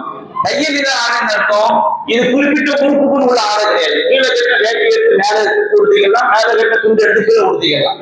அப்ப அது குறிப்பிட்ட உறுப்புக்கு உள்ள ஆடை கிடையாது. ஒரு தொப்பினா குறிப்பிட்ட உறுப்புக்காக உள்ளது, ஒரு சட்டைனா குறிப்பிட்ட உறுப்புக்காக உள்ளது. அப்ப நபிகள் நாயகம் ஸல்லல்லாஹு அலைஹி வஸல்லம் அவர்கள் ஆண்கள் வந்து எந்தெந்த ஆடையை அணியக்கூடாதுன்னு சொன்னாங்க. அதனால அதை சுருக்கமாக விளங்குவதற்கு தையல் இல்லாத ஆடை, தையல் இல்லாத ஆடை ஹதீஸ்ல சொல்லப்படுது. நபிகள் நாயகம் சொன்ன சட்டங்கள் தையல் இல்லாத ஆடைக்கு மட்டும்தான் செய்யும் பொருந்தும்.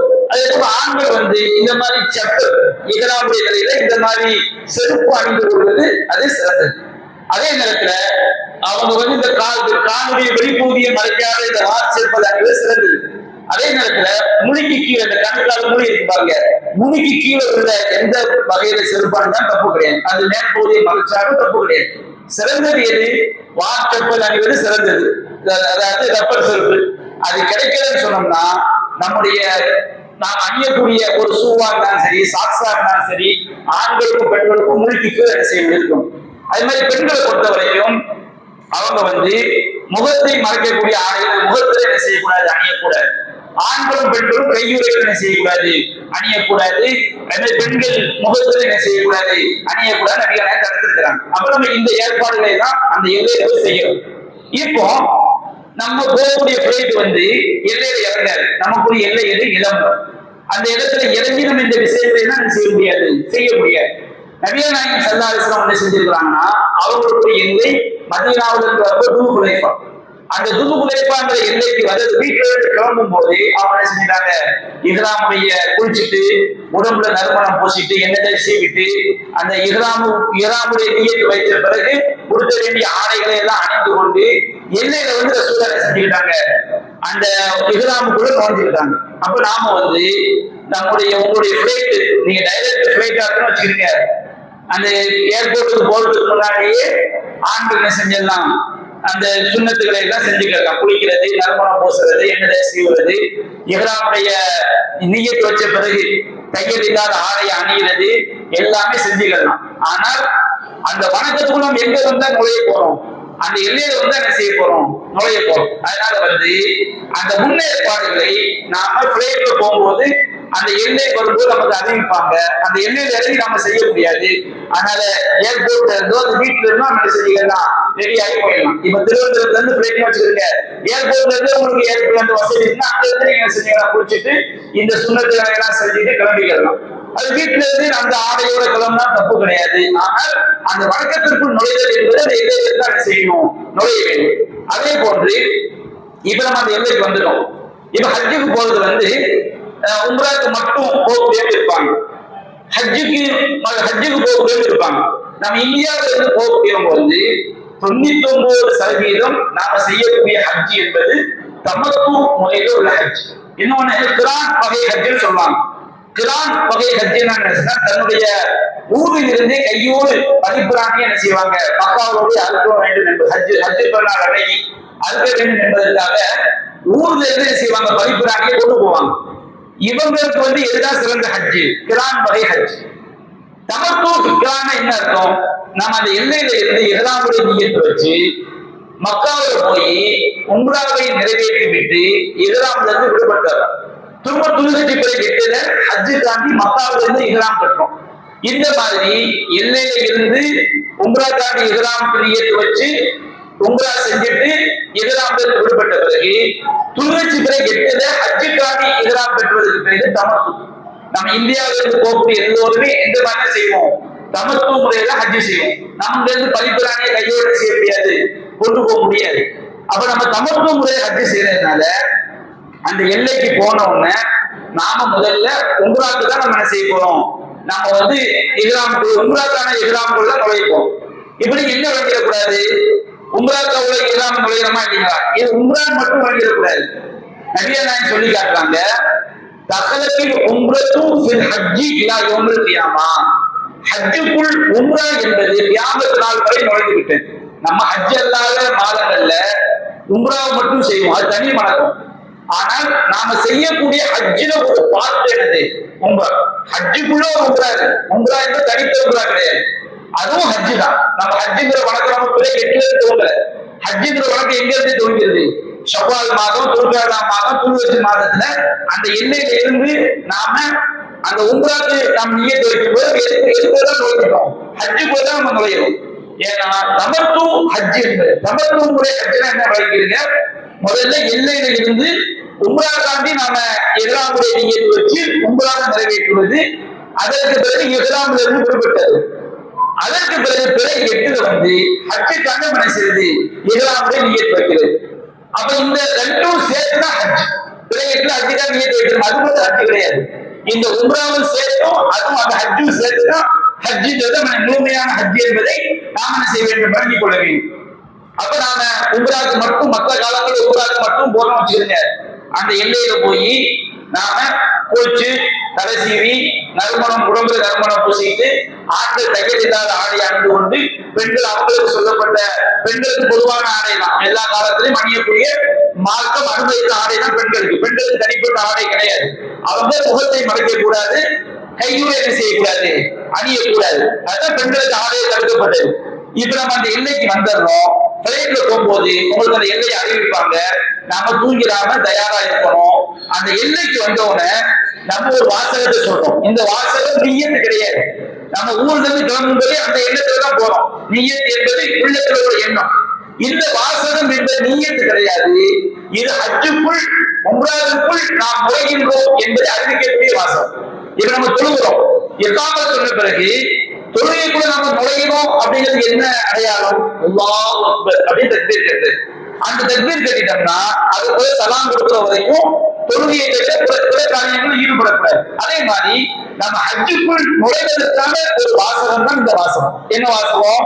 நாம வந்து தமத்துவ முறை ஹஜ்ஜு செய்யும் போது அந்த எல்லையில போய் ஃபர்ஸ்ட் உம்ராவை தான் நிறைவேற்ற போறோம். அப்ப நம்ம லப்பைக உம்ரத்தன், அது அல்லாஹும்மங்கிற வார்த்தையை சேர்த்து ரசூலுல்லாஹ் சொல்லியிருக்காங்க. அல்லாஹும்ம லப்பைக அல்லாஹும்ம உம்ரத்தன் அப்படின்னா என்ன அர்த்தம்? இறைவா நான் உம்ராவுக்காக ஆஜராகிவிட்டேன் அப்படின்னு சொல்லணும். ரமலான் ஹஜ் அல்லாத மாதங்கள்ல உம்ரா மட்டும் செய்யக்கூடியதான் சொல்லணும். தமத்துவ ஹஜ் செய்யணும். நாம இப்படிதான் சொல்லுவோம், லப்பைக உம்ரத்தன். நம்ம ஹஜ்ஜுக்கு வந்து பிறகு என்ன செய்ய போறோம்? இந்தியாவில இருந்து போகக்கூடிய மக்கள் தனியா இருக்க என்ன செய்வோம்? இஹ்ராம் கட்டுவோம். முதல்ல ஹஜ்ஜில் ஒரு உம்ராவை நம்ம என்ன செய்யணும்? முடிக்கணும். அப்ப லப்பைக உம்ரத்தன் அப்படிங்கிற வார்த்தையை சொல்லிட்டோம் வச்சுக்கிடுங்க. நம்ம எதுக்குள்ள நுழைஞ்சிட்டோம்? உம்ராக்குள்ள நுழைஞ்சிடும். தமத்துவ முறை ஹஜ் செய்யும் போது இந்த எல்லையில வைத்து லப்பைக உம்ரத்தன் அப்படிங்கிற வார்த்தையை சொல்லிட்டு உம்ராக்குள்ள நுழைஞ்சிடும். இதுல வந்து நீங்க விளங்கிடுங்க. சிலர் வந்து ஏதாவது அவங்களுக்கு நோய் வந்துட்டு நோயாளியா இருப்பாங்க. நம்ம ஆரோக்கியமா இருக்கிறோம், ஹஜ்ஜு தாண்டி நம்ம நியத்து வச்ச போது பின்னாடி நமக்கு நோய் வந்துருமோ அப்படின்னு நினைக்கிறது இல்லை. ஒரு ஆள் நோயாளியாவே இருக்கிறார், அவர் நினைக்கிறாரு நாம ஹஜ்ஜுக்கு போனோம், ஆனா நம்ம நோயாளியா இருக்கிறதா இடையில நம்ம ஹஜ்ஜை முடிக்க வேண்டிய நிலைமை வந்துடும் அப்படின்னு அவர் பயந்தாங்க. அந்த மாதிரி நோயாளிகள் மட்டும், ஆரோக்கியமா உள்ளவங்க கிடையாது. ஆரோக்கியமா உள்ளவங்க அல்லானா நோய்வாய்ப்படுவாங்க, அது. ஆனா ஒரு ஆள் என்ன செய்யறாங்கன்னா நோயாளியாவே இருக்கிறார், அவர் ஹஜ்ஜுக்கு போறாரு. நபிகள் நாயகம் ஸல்லல்லாஹு அலைஹி வஸல்லம் காலத்துல வந்து முபாஹா பின்த் சுபைர் ரலியல்லாஹு அன்ஹா அவங்க வந்து இஹ்ராம் கட்டும் போது இஹ்ராம் உள்ள நுழையாம இருக்கிறாங்க. அப்ப ரசூலுல்லாஹ் கேட்கிறாங்க, நீங்க ஏன் இஹ்ராம் போய் நுழையலையா? அல்லாஹ் சொல்லுது, எனக்கு வந்து அடிக்கடி உடல் நோவினை வந்துகிட்டே இருக்கும். அந்த உடல் நோவினை வந்து அதுக்கு மேல என்ன செய்ய முடியாது? ஹஜ் உம்ரா வணக்கமே செய்ய முடியாது. அப்ப நபிகள் நாயகம் சொல்லி காட்ட அந்த மாதிரி ஆட்களுக்கு மட்டும் ரசூலுல்லாஹ் அந்த எல்லையில வச்சு ஒரு வாசகம் சொல்லி கொடுக்குறாங்க. என்ன வாசகம்னா, அல்லாஹும்ம மஹில்லி லப்பைக உம்ரத்தன் அப்படின்னு சொல்லிட்டு, அல்லாஹும்ம மஹில்லி ஹைசு ஹபஸ்தனி, இறைவா எந்த இடத்தில் நீ என்னை தடுக்கிறாயோ அங்கு நான் இஹ்ராம்ல வெளியே வந்துடுறேன். அப்படின்னா என்ன அர்த்தம்? இப்ப நம்ம ஆரோக்கியமான ஆட்கள் வந்து இஹ்ராம்ல நியத் வச்சு உம்ராக்குள்ள போயிட்டோம், நமக்கு உம்ரா செய்ய முடியாம ஆயிட்டோம் வச்சுக்கிடுங்க. நாம வந்து அதுக்கு பரிகாரம் செய்யணும். ஒரு ஆட்டையோ மாட்டையோ அதுக்கு பரிகாரம் செய்யணும். ஆனா இந்த மாதிரி நோய்வாய்ப்பட்டவர்கள் அவங்கதான், எனக்கு திடீர்னு பின்னாடி நோய் வந்துருமோ நினைக்கிறவங்க செய்யக்கூடாது. மற்ற நோய்வாய்ப்பட்டவங்க மட்டும் உம்ராவுக்கு செல்லும் போது இந்த வார்த்தையை சொல்லிட்டாங்க, இறைவா லப்பைக உம்ரத்தன் அப்படின்னு சொல்லிட்டு, அல்லாஹும்ம மஹில்லி ஹைசு ஹபஸ்தனி, இறைவா என்ன எங்க நீ தடுக்கிறாயோ அங்கதான் இஹ்ராம்ல விடுபட்டுருவேன் அப்படின்னு ஒரு ஆளு இந்த வார்த்தையை சொல்லிட்டாருன்னா அவர் இஹ்ராம் இடையில ஹஜ்ஜை நிறைவேற்ற முடியாம போயிட்டார், உம்ராவை நிறைவேற்ற முடியாம அவங்களுக்கு எந்த பரிகாரமும் செய்யாது கிடையாது. இது நிபந்தனை வைக்கிறது. ஆனால் ஆரோக்கியமா உள்ளவர்கள் நிபந்தனை என்ன செய்யக்கூடாது, செய்யக்கூடாது. அப்புறம் இந்தியாவிலிருந்து போகக்கூடியவங்க தமிழுக்கு முறை செய்யறதுனால அந்த எல்லைக்கு போன பிறகு முதல்ல நம்ம உம்ரா நிறைவேற்ற போறோம். லெப்பைக்கு உம்ரத்தன், அது லெப்பைக்கு அல்லாஹும்ம உம்ரத்தன், நான் உம்ராவுக்கு ஆஜராகி விட்டேன் அப்படிங்கிற வாசகத்தை சொன்னதோட நாம் எதுக்குள்ள நுழைஞ்சிட்டோம், உம்ராக்குள்ள நுழைஞ்சிட்டோம். இந்த உம்ரா என்பது ஹஜ்ஜின் ஒரு பகுதியான உம்ரா, சரிங்களா? அப்ப அந்த உம்ராக்குள்ள நம்ம நுழைஞ்ச பிறகு இஹ்ராமுடைய நியத் வைத்தவர்கள் நம்ம இஹ்ராமுக்குள்ள நுழைஞ்ச பிறகு நமக்கு சில விஷயங்கள் தடுக்கப்பட்டது. என்ன தடுக்கப்பட்டது? தலை மற்றும் உடல்ல உள்ள எந்த ரோமங்களையும் நம்ம என்ன செய்யக்கூடாது, களையக்கூடாது. நம்ம குளிக்கும் போது நம்ம சக்திக்கு மீறி உதிர்ந்து விட்டால் தப்பு கிடையாது. ஆனால் நாம ஒரு ஆள் செய்யக்கூடாது. தாடியுடைய தானாவே பிச்சை எடுக்கிறது, தலையில தானாகவே முடிய பிச்சை எடுக்கிறது, இந்த மாதிரி காரியம் செய்யக்கூடாது, செய்யக்கூடாது. அது தானாகவே உதிர்ந்து விழுந்துச்சு, நம்ம அறியாம என்ன செஞ்சிட்டோம், ஒரு முடியை பிரிச்சிட்டோம், அது தப்பு கிடையாது. அறியாம செஞ்ச எந்த பாவமும் நமக்கு அல்லாஹ்விட குற்றமா ஆக்கப்படாது. அதே மாதிரி எப்ப குற்றமாகும், தெரிந்தே செய்யப்பட குற்றமாகும். ஒரு சட்டம் தெரியாமலோ அது ஒரு சட்டம் தெரிந்த பிறகு மறந்து போய் தடுக்கப்பட்ட செஞ்சிட்டாங்கன்னா அது ஒருபோதும் என்ன செய்யாது, குற்றம் கிடையாது. இப்ப நம்ம நோம்பு வச்சிட்டோம், மறந்து போய் தண்ணி எடுத்து குடிச்சிட்டோம், நோம்பு நிறைவேற்றிட்டாங்க.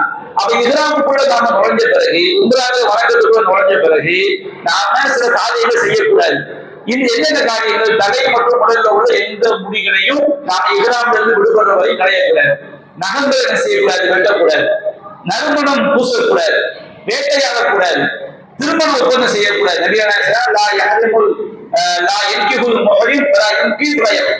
ஒரு ஆள் இஸ்லாமுக்குள்ள நுழைஞ்ச பிறகு, இஸ்லாமுக்குள்ள நுழைஞ்சிருக்கீங்க, பாக்குறீங்க, உங்க பையனுக்கு தகுதியான ஒரு பொண்ணு இருக்குது, பையனுக்கு பொண்ணு கேட்டோமா, அது பொண்ணுக்கு தகுதியான மாப்பிள்ளை இருக்குது, அந்த மாப்பிள்ளைக்கு அந்த மாப்பிள்ளை பொண்ணு கேட்டோமா, அந்த பேச்சு பேசக்கூடாது. இஹ்ராமுடைய நியத்துல இருக்கும் போது அந்த மாதிரி எந்த பேச்சும் செய்யக்கூடாது, பேசக்கூடாது. எப்ப பேசிக்கலாம்? இஹ்ராமுல இருந்து விடுபட்ட பிறகு பேசிக்கலாம். உங்க பொண்ணை எங்க பையனுக்கு தர முடியுமா, உங்க மாப்பிள்ளைய எங்க பொண்ணுக்கு தர, இந்த மாதிரி பேச்சுகள் பேசலாம். எப்ப பேசலாம்? இஹ்ராம் இல்லாத நிலையில பேசிக்கலாமே தவிர இஹ்ராமுடைய நிலையில் இருக்கும் போது திருமணம் செய்வதோ, திருமணம் செய்து வைப்பதோ, பெண் பேசுவதோ, மாப்பிள்ளை பேசுவதோ என்ன செய்யக்கூடாது, அந்த மாதிரி பேசக்கூடாது. அதே மாதிரி கணவன் மனைவியா போறவங்க மனைவி ஆசையோடு தொழுவது, கட்டி அழைப்பது, முத்தமிடுறது, தாம்பத்தியத்தில் ஈடுபடுதல், இது போன்ற காரியங்கள் செய்யக்கூடாது. நீங்க உம்ராக்காண்டி நியத்து வச்ச பிறகு ஒருவர் தாம்பத்தியத்தில் அறிந்தோ அறியாமலோ மற்ற கட்டி அணைக்கிறது, முத்தமிடுவது, இதெல்லாம் அறியாம செஞ்சுட்டா அது உம்ராவை பாதிக்காது. தாம்பத்தியத்தில் ஈடுபடுவது தெரிந்தோ தெரியாமலோ இஹ்ராமுடைய நிலையில் இருக்கும் போது தாம்பத்தியத்தில் ஈடுபட்டாங்கன்னா அந்த உம்ராவை பாதிக்கும். அவங்க திரும்ப என்ன செய்யணும், எல்லைக்கு அவங்க அதுக்காண்டி ஒரு மதிப்புராணி என்ன செய்யணும், அடுத்து பழகணும், திரும்ப அவங்க எல்லைக்கு இஹ்ராமுடைய நியத்து வைக்கணும். ஆனா இதெல்லாம் இருக்குது. ஆனா மத்த அந்த தாம்பத்தியம் என்பது அந்த அமலே நமக்கு என்ன செஞ்சணும், பாழாக்கணும். இஹ்ராமுடைய நிலையில் இருக்கும்போது அனுமதி கிடையாது. அது ஆண்கள் தலையை மறைக்கிறது, கையில் ஆடைகள் அணிவது, கையுறைகள் அணிவது கூடாது. தலையை மறைக்க என்ன அர்த்தம்? தலையை மறைக்கிற மாதிரி கைக்குட்டை கட்டுறது, தலப்பா கட்டுறது, துணியை தொங்க போடுறது, தொப்பி வைக்கிறது, இந்த மாதிரி செய்யக்கூடாது. இப்போ மேல ஒரு ஷெட் இருக்குது, ஒரு புடையை பிடிக்கணும், தப்பு கிடையாது. ஒரு துணியை இப்படி தூக்கி பிடிக்கணும். ரசூல்லா இரண்டாம் நிலையில இருக்கும்போது பிலால் ரலியல்லாஹு அன்ஹு ரசூல்லா என்ன செஞ்சிருக்காங்க, துணியை தூக்கி பிடிச்சிருக்கிறாங்க. அந்த மாதிரி தூக்கி பிடிக்கிறது அதுதான் என்ன கிடையாது, தப்பு கிடையாது.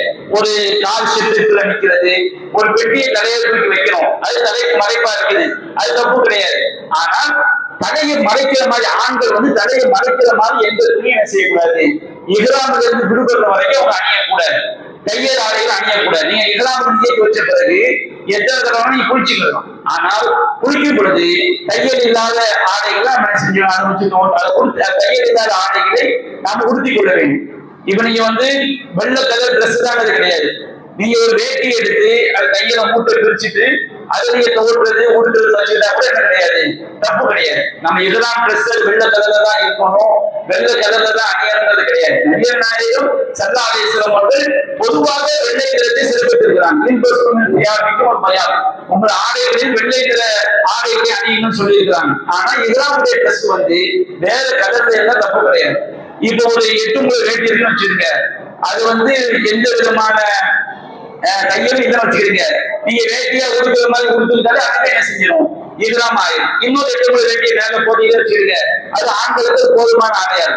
இஹ்ராமுடைய ட்ரெஸ் தனியா வச்சிருக்காங்க, அதுதான் இஹ்ராமுடைய ட்ரெஸ் கிடையாது. தையல் இல்லாத எதை வேண்டுமோ அவங்க செஞ்சுக்கலாம்.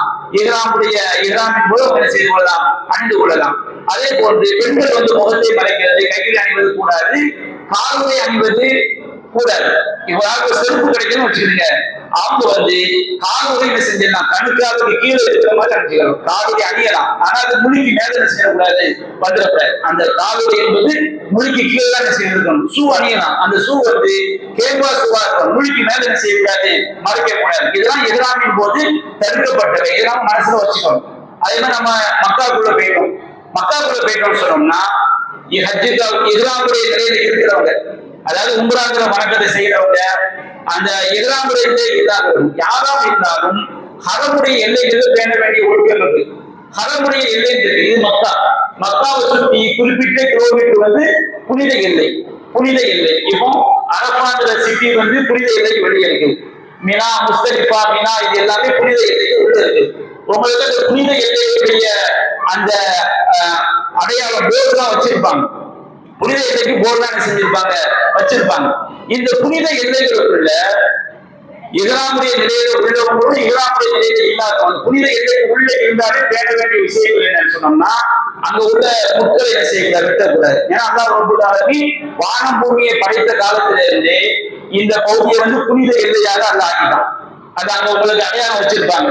இந்த மாதிரி அடையாளங்கள் போர்டுகள் புனித எல்லைக்குள்ள இருக்கு.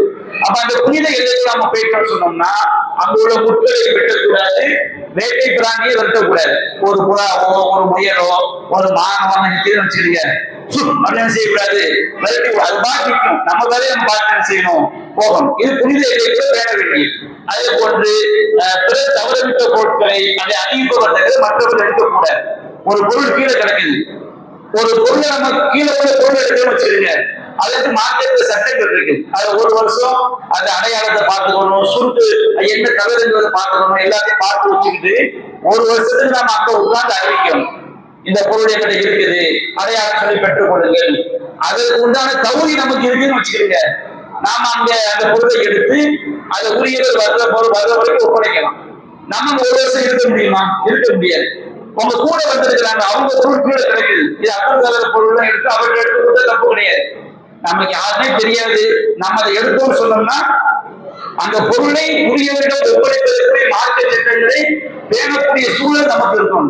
அந்த சூழல் நமக்கு எதை வச்சிருக்க, நம்ம கீழே கிடைக்கிற எந்த பொருளும் எடுக்கக்கூடாது. அப்ப நான் சொல்றாங்க, பிற தவறவிட்ட பொருட்களை அதை அறிவிப்போம் தவிர நமக்கு அதை அறிவிக்கக்கூடிய தகுதி நமக்கு என்ன செய்யணும், இருக்கணும். அதை நம்ம செய்யக்கூடாது. அங்குள்ள பொருட்களை கிள்ளக்கூடாது. நம்ம ஹரமுடைய எல்லைக்குள்ள போயிட்டோம்னா அந்த இடத்துல ஒரு கடையை முடிக்கிறது, புல்ல கிள்றது, எல்லாம் என்ன செய்யக்கூடாது, செய்யக்கூடாது. எல்லாத்துக்கும் மேல அங்க போய் சண்டை சச்சரவு செய்யக்கூடாது, நம்ம செய்யக்கூடாது. அல்லாஹ் ரப்பல் ஆலமீன் ஹரமுடைய எல்லைக்குள்ள யுத்தம் செஞ்சவங்களை பற்றி அல்லாஹ் சொல்லும் போது, வமை யுரிது ஃபீஹி பிஇல்ஹாதின் பிஉமின் முதுகுஹு மின் அஸாபின் அலீம், அந்த அநியாயம் செய்து புனிதத்தை சீர்குலைக்க நாடுகிறாரோ அவருக்கு துன்புறுத்தும் வேதனையை சுவைக்க செய்வோம். இது அல்லாஹ் காபாக்குள்ள வச்சு யுத்தம் செய்தவர்னு சொல்றது அருளப்பட்ட வசனம். எல்லாரும் காபாவுடைய புனிதங்கள் விஷயத்தை என்ன செய்யணும், ரொம்ப கவனமாக நம்ம என்ன செய்ய வேண்டும், இருந்து கொள்ள வேண்டும். இப்ப நம்ம உம்ராக்குள்ள நுழைஞ்சிட்டோம், எல்லையில வச்சு நாம லப்பைக்க உம்ரத்தை, லப்பைக் அல்லாஹும்ம உம்ரத்தை சொன்ன உடனே நாம இஹ்ராமுக்குள்ள நுழைஞ்சிட்டோம், உம்ராக்குள்ள நுழைஞ்சிட்டோம். நாம இஹ்ராமுக்குள்ள நுழைஞ்ச உடனே நமக்கு தல்பியா என்பது சப்தமா சொல்லணும். எது வரைக்கும் தல்பியா சொல்லணும், மக்காவை பார்க்கிற வரைக்கும், மக்காவுடைய கட்டிடங்களை பார்க்கிற வரைக்கும் சொல்லணும். இன்னும் நீங்க மக்காவுடைய கட்டிடங்களை பார்க்கிற வரைக்கும் சொல்லலாம் என்பதற்கு ஆதாரம் இருக்கு. நம்ம பிள்ளைகளை ஏறி ஜித்தாவை போய் இறங்கிருக்கோம், தல்பியா விடக்கூடாது. ஜித்தாவில மக்காவுக்கு போக தல்பியா சொல்லிக்கிட்டே இருக்கும். எதுவரை தல்பியா சொல்லலாம், மக்காவுடைய கட்டிடங்களை பார்க்கிற வரைக்கும். இன்னும் இன்னொரு ஹதீஸ் என்ன வருதுன்னா, கஅபாவை பார்க்கிற வரைக்கும் நம்ம என்ன செய்யலாம், தல்பியா சொல்லலாம். அப்ப தல்பியா வாசகம் நம்ம மனப்பாடம் செய்து கொள்ள வேண்டும். இது தௌஹீதுடைய வாசகம். லப்பைக் அல்லாஹும்ம லப்பைக், லப்பைக் லா ஷரீக லக லப்பைக், இன்னல் ஹம்த வன் நிஅமத லக வல் முல்க் லா ஷரீக லக். லப்பைக் அல்லாஹும்ம, இறைவா நான் ஆஜராகி விட்டேன். லப்பைக், இறைவா நான் ஆஜராகி விட்டேன். லப்பைக், இறைவா நான் ஆஜராகி விட்டேன். லா ஷரீக லக, இறைவா உனக்கு எந்த இணையும் இல்லை, நீ தனித்தவன், நீ இணை இல்லாதவன். உனக்கு எந்த விதமான இணையும் உனக்கு கிடையாது. லப்பைக் இறைவன் ஆஜராகிவிட்டேன். இன்னல் ஹம்த ஹம்துல எல்லா புகழும் நிஅமத எல்லா அருட்குறைகளும் லக்க வல் முல்க் வல் முல்க் எல்லா அதிகாரங்களும் உனக்குரியது. எல்லா புகழும் எல்லா அருட்குறைகளும் எல்லா அதிகாரம் உனக்குரியது. லா ஷரீக லக் இறைவா உனக்கு எந்த இணையும் இல்லை. இந்த தல்பியா வந்து நாம சப்தமிட்டு செய்ய வேண்டும், சொல்ல வேண்டும். பெண்களும் சப்தமிட்டு சொல்ல வேண்டும், ஆண்களும் சப்தமிட்டு சொல்ல வேண்டும். பெண்கள் எப்ப சப்தத்தை குறைச்சிக்கலாம், அந்நிய ஆண்கள் நிறைய இருக்கிறான்னு வச்சுக்கோங்க, அவங்க சப்தத்தை குறைச்சிக்கலாம். எந்த குறைச்சிக்கலாம் காதுக்கு போகாத வரைக்கும் பெண்களாகவே இருக்கும்போது அவங்க சப்தமா தல்பியா சொல்லணும். இந்த தல்பியா வந்து கோரஸா சொல்லக்கூடாது. உங்களுக்கு எல்லா டிவிகள்லயும் எப்படி காட்டுவாங்க, கோரஸா சொல்ற மாதிரியே காட்டுவாங்க. இந்த போக்குடிய மட்டும் கோரஸாவே சொல்றாங்க. கோரஸாக சொல்வது என்று தனி விலைக்கு மாட்டோம். அவங்க தனித்தனியா செஞ்ச சப்தமா சொல்லிடும். லப்பைக் அல்லாஹும்ம லப்பைக் லப்பைக் லா ஷரீக லக லப்பைக் இன்னல் ஹம்த வன் நிஅமத லக வல் முல்க் லா ஷரீக லக. அப்ப நம்ம இந்த வார்த்தையை வந்து இந்த தல்பியா வந்து சப்தமாக சொல்ல வேண்டும். நபியா சொல்லி கேட்கிறாங்க, மாமின் முலப்பின் முலப்பி ஒருவன் தல்பியா சொல்லும் போது இல்லா லப்பா வான் யமீனிஹி வான் ஷிமாலிஹி ஹத்தா தன்கபிய லப்பு ஹாவுனா ஹாவு. நம்ம வலதுபுறம் உள்ளவைக்கும் இடதுபுறம் உள்ள பூமி முடிகிற வரைக்கும் வலதுபுறம் உள்ளவை இடதுபுறம் உள்ளவை அனைத்தும் அந்த தல்பியாவை எதிரொலிக்கிறது. தல்பியா என்று சாதாரண ஒரு வணக்கம் அல்ல, அது மிகச்சிறந்த ஒரு வணக்கம். நபிகள் நாயகம் ஸல்லல்லாஹு அலைஹி சொல்றாங்க, நான் வந்து மூசா அலைஹிஸ்ஸலாம் அவங்க ஒரு பள்ளத்தாக்கில இருந்து இறங்கும் பொழுது சத்தத்தை உயர்த்தி தல்பியா சொல்வதை நான் பார்ப்பதை போன்று இருக்கிறது. அப்ப எல்லா நபிமார்களுமே ஹஜ் செய்யும் போது தல்பியாவை சத்தமா சொல்லி இருக்கிறாங்க. அதே போன்று அல்லாஹ் ரப்பல் ஆலமீன் ஜிப்ரீலை அனுப்பி சஹாபாக்கள் தல்பியாவை சத்தமாக சொல்ல வேண்டும் என்று அல்லாஹ் உத்தரவிட்டிருக்கிறான். அப்புறம் அந்த தல்பியாவை வந்து சத்தமாக நாம் சொல்ல வேண்டும். தல்பியா எதுவரைக்கும் சொல்லணும், நாம வந்து ஹரம மக்காவுடைய கட்டிடங்களை பார்க்கிற வரைக்கும் அல்லது காபாவை பார்க்கிற வரைக்கும். நீங்க மக்காவுடைய கட்டிடத்தை பார்த்த உடனே நீங்க தல்பியா நிப்பாட்டிட்டாலும் அது தப்பு கிடையாது. அது காபாவை பார்க்கவே தல்பியா சொல்ல போறேன்னு சொன்னால் கிடையாது, தப்பு கிடையாது. மக்காவுடைய கட்டிடங்களை பார்த்தோம் தல்பியா நாம் நிப்பாட்டிட்டா வெளிக்குள் நுழைய போறோம், உம்ராவுக்குள்ள நுழைய போறோம். அப்படி தல்பியாவை வந்து எல்லையில இருந்து மக்காவுடைய கட்டிடங்களை பார்க்கிற வரைக்கும் நாம தல்பியா சொல்லணும். நீங்க டாய்லெட் போகும்போது, தொழும்போது, யார்ட்டையாவது தேவைக்கு ஏதாவது பேசும்போது, நைட்ல தூங்கும் போது, இதை தவிர மற்ற எல்லா நேரங்களிலும் அந்த உம்ராவை நாம மக்காவுடைய கட்டிடங்களை பார்க்கிற வரைக்கும் தல்பியாவை சொல்லிக்கிட்டே செய்யணும் இருக்கும். அப்போ மக்காவுடைய கட்டிடத்தை பார்த்துட்டு தல்பியாவை செஞ்சுக்கலாம். உம்ராவுக்கான தல்பியாவை நாம் நிறுத்திக் கொள்ளலாம். இப்ப நம்ம மக்காவுல நுழையணும். மக்காவுல நுழைவதற்கு முன்பாக நாம குளித்துக் கொள்வது சுன்னத். ஆனா குளிக்கும்போது நறுமணங்கள்லாம் செஞ்சிடக்கூடாது, பயன்படுத்திக் கொள்ளக்கூடாது. ரசூல் ஸல்லல்லாஹு அலைஹி வஸல்லம் சுபூக்கு பிறகு நுழைஞ்சிருக்கிறாங்க மக்காவுள்ள. நாம எந்த நேரத்திலும் நுழைந்து கொள்ளலாம். ரசூல் ஸல்லல்லாஹு அலைஹி வஸல்லம் பாபுல் முஅல்லா அப்படி ஒரு நிறைய வாசல் மக்கா காபாக்கு இருக்கு. அந்த பாபுல் முஅல்லா என்பது அந்த வாசல் வழியா நுழைஞ்ச நேர ஹஜ்ஜர் ரசூல் கொண்டு போய் நிப்பாட்டு. அந்த வாசல் வழியா நுழைந்திருக்கிறார்கள். நாம எந்த வாசல் வழியா செய்யலாம், மக்காக்குள்ள நுழையலாம். காபாக்குள்ள நுழைவதற்கு முன்பாக பள்ளிவாசலுக்குள் நுழைந்து ஓதக்கூடிய துவா அல்லாஹும்ம ஃப்தஹ் லி அப்வாப ரஹ்மத்திக அப்படிங்கிற துவாவை நாம வலது காலம் முன்வைத்து என்ன செய்ய வேண்டும், ஓதிக்கொள்ள வேண்டும். இப்ப நாம மக்காக்குள்ள காபாக்குள்ள போன பிறகு உங்களுக்கு தவறான பல செய்திகள் சொல்லுவாங்க. கண்ணை மூடிக்கிட்டே போங்க, காபாவை பார்த்தோட கண்ணை தொடங்க, அதெல்லாம் மார்க்கத்துல கிடையாது. அதெல்லாம் தப்பான மூல நம்பிக்கை. அதே மாதிரி காபா பள்ளிவாசலுக்கு வந்து தஹியத்துல் மஸ்ஜித் பள்ளிவாசலுக்குரிய காணிக்கை தொழுகை என்பது கிடையாது. நீங்க காபாக்குள்ள போனவன முதல்ல செய்ய வேண்டிய காரியம் இது மட்டும்தான், உம்ராவை நிறைவேற்றுறது. இப்ப நீங்க பெண்கள் வந்து நீங்க இஸ்லாமுடைய பேரை வச்சு மாதவிலக்கா இருக்கிறாங்க, இரவு என்ன செய்வாங்க, அங்க மக்காவுக்கு போன பிறகு உம்ரா செய்ய முடியாது. மாதவிலக்கு தூய்மை அணிஞ்சிருந்தா செய்ய முடியும், உம்ரா செய்ய முடியும். அப்ப இஸ்லாம்ல செய்வாங்க இருப்பாங்க. இப்போ ஒரு கணவர் வந்து உம்ரா செஞ்சுட்டாங்க, இஸ்லாம்ல விடுபட்டுருவாரு. மனைவி இஸ்லாம்ல இருக்கிறாங்கன்னா அவங்க மனைவி இஸ்லாம்ல இருந்து விடுபடுற வரைக்கும் இஸ்லாமின் போது கருதப்பட்ட எந்த காரியத்தையும் செஞ்சிடக்கூடாது. அவங்க ஒரு நாளோ 4 நாளோ 5 நாளோ கழிச்சு மாதவிலக்கு நின்று அவங்க குளித்த பிறகு அவங்க உம்ராவை நிறைவேற்றணும். அது வரைக்கும் அவங்க என்ன நிலையில இருப்பாங்க, இஸ்லாமுடைய நிலையில செய்வாங்க இருப்பாங்க. அவங்க ரூம்ல உட்கார்ந்து குர்ஆன் ஓதிக்கலாம், திக்ர் செஞ்சுக்கலாம், நன்மையான காரியங்கள் செய்து கொள்ளலாமே தவிர அவங்க என்ன செஞ்சிடக்கூடாது, காபாவை போய் உம்ராவை நிறைவேற்ற முடியாது. ஏன்னா உம்ராவிற்கு வந்து மாதவிலக்கு இல்லாம தூய்மையாக இருக்க வேண்டும். இப்ப நம்ம தவாஃபு தான் ஆரம்பிக்கிறோம். தவாஃபுக்காக வந்து நம்ம உம்ராவுக்காக செய்யக்கூடிய தவாஃபுக்கு பேரு தவாஃபுல் குதூம். தவாஃபு ஏன்னா குதூம்னா வருகை தருது, குதூம்னா வருகை தருது. நம்ம மக்காவுக்குள்ள போனவன உம்ராவை நம்ம செய்யறதுனால அந்த உம்ராவுல செய்யக்கூடிய தவாஃபுக்கு பேரு வருகை தந்தவுடன் செய்யக்கூடிய தவாஃப். அப்ப இந்த தவாஃபுல் வந்து தவாஃபுக்கு வந்து ஒது செய்வது சுன்னத், ஆனால் கட்டாயம் கிடையாது. தவாஃபுக்கு வந்து ஒது செய்வது சுன்னத். உங்களுக்கு ஒது முன்னே கிடையாது, தப்பு கிடையாது. அப்படியே நீங்க உங்களுக்கு வந்து மற்ற தவாஃப் செய்யக்கூடிய வளாகத்திலேயே சம்சம் தண்ணி வச்சிருப்பாங்க, அந்த இடத்துல லேசா ஒது செஞ்சுக்கலாம். ஆனால் ஒது என்ன கிடையாது, கட்டாயம் கிடையாது. ஒது செய்வது சுன்னத். ரெண்டாவது தவாஃப் காபா ஆலயத்தை 7 தடவை சுற்றுறது ஒரு தவாஃப். இப்ப நம்ம வந்து உம்ராவுல செய்யக்கூடிய தவாஃப் இருக்கு பாருங்க, அதுல மட்டும் ஆண்கள் வந்து வலது தோல் புஜத்தை என்ன செய்ய வேண்டும், வெளிப்படுத்தி இதெல்லாம் ட்ரெஸ் போடணும். நீங்க ஹாஜிகளை பார்க்கலாம். ஹாஜி நான் சொல்றது என்னன்னு சொன்னோம்னா, உம்ராவுக்கு போகக்கூடியவங்களுக்கு அரபு நாட்டுக்காரங்க எப்படி கூப்பிடுவாங்க, ஹாஜி கூப்பிடுவாங்க. அதனால உம்ரா ஹஜ் செய்யக்கூடியவங்க ஹாஜின்னு கூப்பிடுறதுனால நாம உம்ராவுக்கு போகக்கூடிய ஆளுங்க ஹஜ்ஜுக்கு போகக்கூடிய ஆளுங்க ஹாஜி நம்ம என்ன செய்வோம் சொல்லுவோம். அப்ப நீங்க ஹாஜிகளை பார்க்கலாம், ஏர்போர்ட்ல வச்சு என்ன செய்வாங்க, ஆண்கள் வந்து வலது தோல் புஜத்தை வெளிப்படுத்துவாங்க. அப்படி வெளிப்படுத்தக்கூடாது. ஆண்கள் வந்து தொடும்போது தோல் வெளியே தெரிகிற மாதிரி தொழுதா அந்த தோல் கூடாத சூழ்நிலை செஞ்சிருக்கிறாங்க, தடுத்திருக்கிறாங்க. அப்ப இந்த தோல் புஜத்தை வெளிப்படுத்துறது வலது தோல் புஜத்துல மட்டும் அந்த இஹ்ராமுடைய ட்ரெஸ் வந்து அவங்க என்ன செய்வாங்க, அக்குள் பொதிக்கு இப்படி போட்டுக்குவாங்க. இப்படி போட்டுக்கொள்ள வேண்டும். இது எப்ப மட்டும்தான் உம்ராவுல செய்யக்கூடிய தவாஃபுக்கு மட்டும்தான்.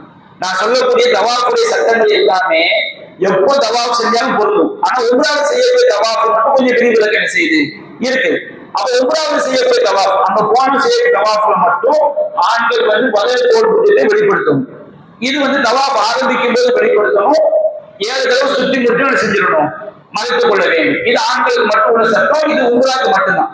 ஹஜ்ஜில 10ஆம் நாள் தவாஃப் இருக்கு, அதுல அப்படி செஞ்சு வேற எந்த தவாஃபும் என்ன செய்யக்கூடாது, தோல் புஜத்தை என்ன செய்யக்கூடாது, வெளிப்படுத்தக்கூடாது. உம்ராவுடைய தவாஃப்ல மட்டும்தான் தோல் புஜத்தை என்ன செய்யணும், வெளிப்படுத்தணும். 7 தடவை சுத்தின பிறகு அவங்க மறைத்துக் கொள்ள வேண்டும். இப்ப காபா பொறுத்த வரைக்கும், காபா என்பது இப்ராஹிம் நபி கட்டும் போது 4 மூலை கிடையாது. காபாக்கு வந்து இது ஹஜ்ஜுல் அஸ்வத், இங்க இருந்தா நம்ம தவாஃப் என்ன செய்ய போறோம், துவக்க போறோம். ஹஜ்ஜுல் அஸ்வத் முந்தின மூலை வந்து ருக்னுல் யமானி. இப்ராஹிம் நபி கட்டும் போது இந்த வளையம் இருக்கு பாருங்க, இந்த வளையம் இதுதான் காபா. காபாவுடைய செட்டப் எப்படின்னு சொன்னோம்னா, இந்த 2 மூலை தான் இந்த கோயிலுக்கு வளைஞ்சிருக்கு. நபியா 25 வயசா இருக்கும் போது மக்காவில் உள்ள காப்பிர்கள் காபாவை கட்டும்போது காசு பத்தல. அப்ப இந்த பகுதியை விட்டுட்டாங்க, இந்த பகுதியை விட்டு 4 மூலை வச்சு கட்டிட்டாங்க. அதனால வந்து ரசூலுல்லாஹ் அப்படியே அங்கீகரிச்சுட்டாங்க. அப்ப காபா என்பது இந்த 4 மூலை மட்டும் காபா கிடையாது, இந்த வளைவு பகுதியை சேர்த்தா என்னது காபா. அப்ப நம்ம சுற்றும் போது ஹஜ்ஜுல் அஸ்வத்ல இருந்து நம்ம என்ன செய்யறோம், ஆரம்பிக்கிறோம். இது ஹஜ்ஜுல் அஸ்வத், இது ருக்னுல் யமானி, இது வந்து வளைவு பகுதி, இது வந்து மக்காம இப்ராஹிம். மற்ற பகுதியை நாம தெரிந்து கொள்ள அவசியம் கிடையாது, என்றாலும் இது மட்டும் போதும். இப்ப நீங்க காபாவுடைய வளாகத்துல பார்க்கலாம், இந்த ஹஜ்ஜுல் அஸ்வத் தவாஃப் போகிறதுனால பெரிய ஒரு கிரீன் கலர் கோடு லைன் என்ன செஞ்சிருப்பாங்க, போட்டிருப்பாங்க.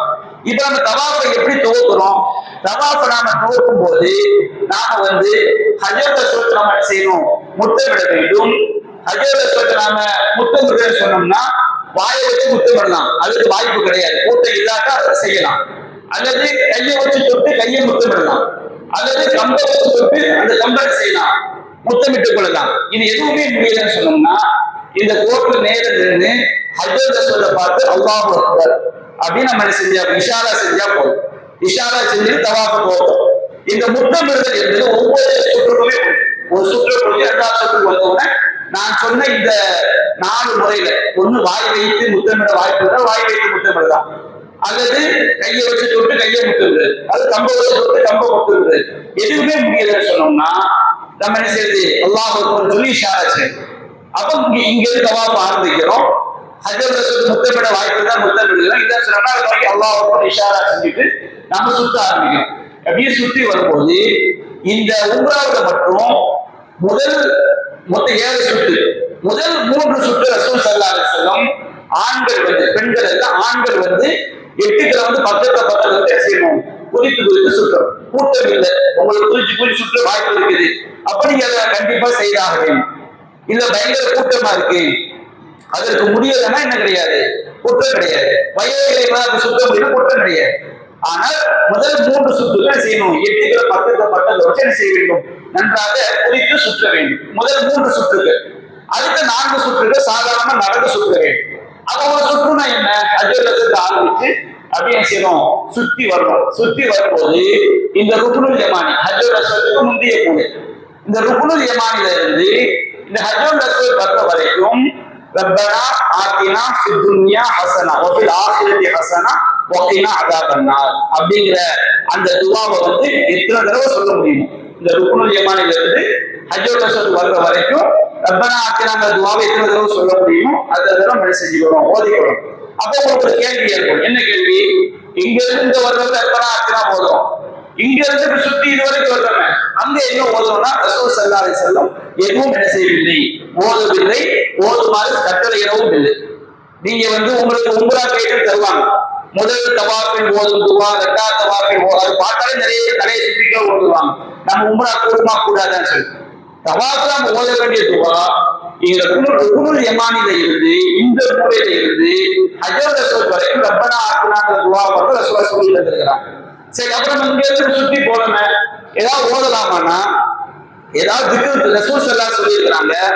தவாஃப் என்பது தொழுகையை போன்று என்றாலும் அதில் பேசிக் கொள்வதற்கு என்ன இருக்குது, அனுமதி இருக்க சொல்லியிருக்கிறாங்க. அந்த அடிப்படையில நாம தவாஃப் செய்யும் போது ஏதாவது சுப்ஹானல்லாஹ், அல்ஹம்துலில்லாஹ், அல்லாஹு அக்பர், லா இலாஹ இல்லல்லாஹ் அப்படிங்கிற இந்த திக்ர்கள் சொன்னா தப்பு கிடையாது.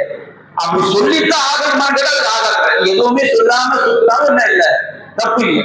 ஏதாவது சுப்ஹானல்லாஹ், அல்ஹம்துலில்லாஹ், அல்லாஹு அக்பர், லா இலாஹ இல்லல்லாஹ் அப்படிங்கிற மாதிரி திக்ர்கள் சொன்னால் என்ன கிடையாது, பிழை கிடையாது. தவாஃபின் போது தேவையில்லாம பேசக்கூடாது. பேசலாம், ஏதாவது ஒரு விஷயத்துடைய தேவையில்லாம என்ன செய்யக்கூடாது, பேசக்கூடாது. அப்ப முதல் 3 சுற்றுகள் குதித்து சுற்ற வேண்டும். ஆண்கள் ருக்னுல் யமானிக்கும் ஹஜ்ஜுல் அஸ்வத்துக்கும் மத்தியில் வந்து ரப்பனா ஆத்தினா துஆவை என்ன செய்ய வேண்டும், ஓத வேண்டும். இப்படி இப்படி சுத்தி வர்றீங்க, இப்படி சுத்தி வரும்போது ஒரு சுற்று சுத்துறீங்க, 2வது சுற்று 3வது சுற்று வரும்போது அது எங்கேயாவது இருக்கும்போது ஒரு சோர்வாயிட்டு வச்சுருங்க, சோர்ந்து போய் நீங்க ஒரு நிற்கவுமே முடியாம போயிடுச்சு. அப்படி ஒரு ஆள் 1 நிமிஷம் 2 நிமிஷம் நிக்கிறதுனால நின்றுட்டா தப்பு கிடையாது, அதுல இருந்து துவைக்கலாம். ஆனா நீங்க இப்படி சுற்றி வரும்போது திடீர்னு ஒரு ஆளுக்கு டாய்லெட் போற மாதிரி வந்துருச்சுன்னு வச்சுக்கிறீங்க பேச்சுக்கு, அது எல்லாம் செஞ்சுட்டு தான் போவோம். ஒரு எதிர்பாராத வந்துருச்சுன்னா நீண்ட பிரிவு என்பது அது ஒரு சுற்றா கணக்கிடப்படாது. அப்ப நம்ம திரும்ப ஃபர்ஸ்ட் இருந்து தான் வந்து என்ன செய்யணும், ஆரம்பிக்கணும். ஒரு நிமிஷம் அப்படிங்கிற பிரச்சனை கிடையாது. ஆனா இதுல ஒண்ணுக்கு மட்டும் விதிவிலக்கு இருக்குது. என்னன்னு சொன்னா, நீங்க சுத்திக்கிட்டே வருவீங்க, ஒரு சுத்து முடிச்சிட்டீங்க, சுத்து முடிச்சிட்டீங்கன்னு சொன்னா இக்காமத் சொல்லிட்டாங்க. இக்காமத் சொன்னா நீங்க தொழுகைக்கு போகும்போது எப்படியும் 5 நிமிஷம் 10 நிமிஷம் ஆகும். அதுக்கு மட்டும் நபிகள் நாயகம் காலத்துல இன்னைக்கு வரைக்கும் அந்த இக்காமத்துடைய விஷயம் மட்டும் அந்த சுற்று செய்ய பாதிக்காது. நீங்க 2 சுற்று முடிஞ்சது இக்காமத் சொல்லிட்டாங்கன்னா நீங்க தொழுவுக்கு வந்து எதுல இருந்து ஆரம்பிச்சா போதும், 3ல இருந்து ஆரம்பிச்சா போதும். இப்போ ஒரு ஆரம்பிச்சாரு 2 முடிச்சாரு, 3 சுத்தி வரும்போது இக்காமத் சொல்லிட்டாங்க, அவர் தொழுகைக்கு போயிட்டா வச்சுங்க, திரும்ப வந்து அவர் ஹஜ்ஜுல் அஸ்வத்ல இருந்து 3வது சுற்று என்ன செஞ்சுக்கணும், ஆரம்பித்து 7 சுற்றுகளை என்ன செய்ய வேண்டும், அவர் வந்து நிறைவு செய்ய வேண்டும். அப்ப இது வந்து தவாஃபுடைய சட்டங்கள். தவாஃபுடைய விஷயம் உங்களுக்கு ஓரளவு புரிஞ்சிருக்கு நான் செய்யறேன் நினைக்கிறேன். அடுத்து பாருங்க, இது சுருக்கமாக நாம சொன்ன விஷயங்களை வந்து சுருக்கமாக நினைவு கூறுறது. ஹஜ்ஜுல் அஸ்வத் வந்து நம்ம முத்தமிடணும், ஹஜ்ஜுல் அஸ்வத் அமைந்துள்ள மூலையிலிருந்து தவாஃப் பண்ணணும், காபாவை சுற்றுவது வளையத்தை சேர்த்து செய்யணும், சுற்ற வேண்டும். ஒவ்வொரு சுற்று முடியுமோ ஹஜ்ஜுல் அஸ்வத்தை தொட்டு கையை முத்தமிட வேண்டும். அதற்கு ஏறாவிட்டால் கம்பால தொட்டு கம்பு முத்தரணும். அதற்கு ஏறாவிட்டால் அதை நோக்கி செய்கை செய்து அல்லாஹ் அக்பர் சொல்லணும். இப்ப நாம சுற்றி வரும்போது, இப்படி சுற்றி வருகின்ற ஒவ்வொரு சுற்று சுற்றி வரும்போது இந்த மூலைக்கு பேர் ருக்னுல் யமானி. இந்த ருக்னுல் யமானியை வந்து தொடுவது சுன்னத், முத்தமிடக்கூடாது. தொடுவது சுன்னத், தொட முடியாது வச்சுக்கோங்க, வேற எதுவும் பண்ணக்கூடாது. இப்போ ஹஜ்ஜுல் அஸ்வத் என்ன செய்வோம், தொட்டுட்டு முத்தமிடுவோம். தொட முடியாத இஷாரா செஞ்சு அல்லாஹ் சொல்லி. இந்த ருக்னுல் யமானிக்கு வந்து தொடுவது மட்டும்தான் சுன்னத், தொட்டு முத்தம் கொடுக்கக்கூடாது. சரி முடியல, கூட்டமா இருக்குது, நம்ம கிட்ட நெருங்க முடியல, நம்ம வளர்க்கும் போது சுத்திக்கணும், வேற எதுவும் செஞ்சிடக்கூடாது, ருக்னுல் யமானிக்கு செஞ்சிடக்கூடாது. அதே நம்ம என்ன செஞ்சுக்கணும், புரிந்து கொள்ள வேண்டும். அதே போன்று நாம வந்து ஹஜ்ஜுல் அஸ்வத்துக்கு முந்தைய போது ருக்னுல் யமானி தவாஃபின் போது ஏறும் என்றால் அந்த மூலையை தொடுவது நபிமொழி, முத்தமிடக்கூடாது. தவாஃப் குதும் செய்யும் போது மட்டும் முதல் 3 சுற்றுகள் ஓடியும் 4 சுற்றுகள் நடந்து தவாஃப் செய்ய வேண்டும். இது ஆண்கள், பெண்களுக்கு விஷயம் கிடையாது. ருக்னுல் யமானிக்கும் ஹஜ்ஜுல் அஸ்வத் மத்தியில் ரப்பனா ஆத்தினா ஃபித் துன்யா வ ஃபில் ஆখিরাতি ஹஸனத்துன் வ கினா அஸாபன்னார் துஆவை ஓத வேண்டும். தவாஃபின் போது பேசக்கூடாது, பேசுவதை தவிர்க்க வேண்டும். அவசியம் ஏற்பட்டால் பேசிக்கொள்ளலாம். 7 சுற்றுகள் முடிந்த பிறகு மத தோல் முடிஞ்சதை செய்ய வேண்டும், மூடிக்கொள்ள வேண்டும். மகாம் இப்ராஹிமை நோக்கி சென்று மத்தஹிது மின் மகாம் இப்ராஹிம் ஸல்லா அப்படிங்கிற ஆயத்தை நம்ம என்ன செய்யணும், போதும். இப்போ நம்ம தவாப் செஞ்சு முடிச்ச பிறகு நாம மகாம இப்ராஹிம்ல 2 ரக்காத் தொழணும். எப்படி தொழணும்? நமக்கும் கஅபாவுக்கும் மத்தியில மகாம இப்ராஹிம் இருக்கிற மாதிரி வச்சுக்கிட்டு, அப்ப நீங்க என்ன செய்யலாம், இந்த கஅபாவுடைய இந்த வளாகம் எவ்வளவு தூரமா இருந்தாலும் போய் கொள்ளலாம். எவ்வளவு தூரமா சென்றா பிரச்சனை கிடையாது. இப்ப சில ஆட்கள் என்ன செய்வாங்கன்னா, இந்த மக்கள் தான் தவாப் சுத்திக்கிட்டு இருப்பாங்க. இவங்க சுத்தின பிறகு இந்த இடத்துல தொழுவாங்க.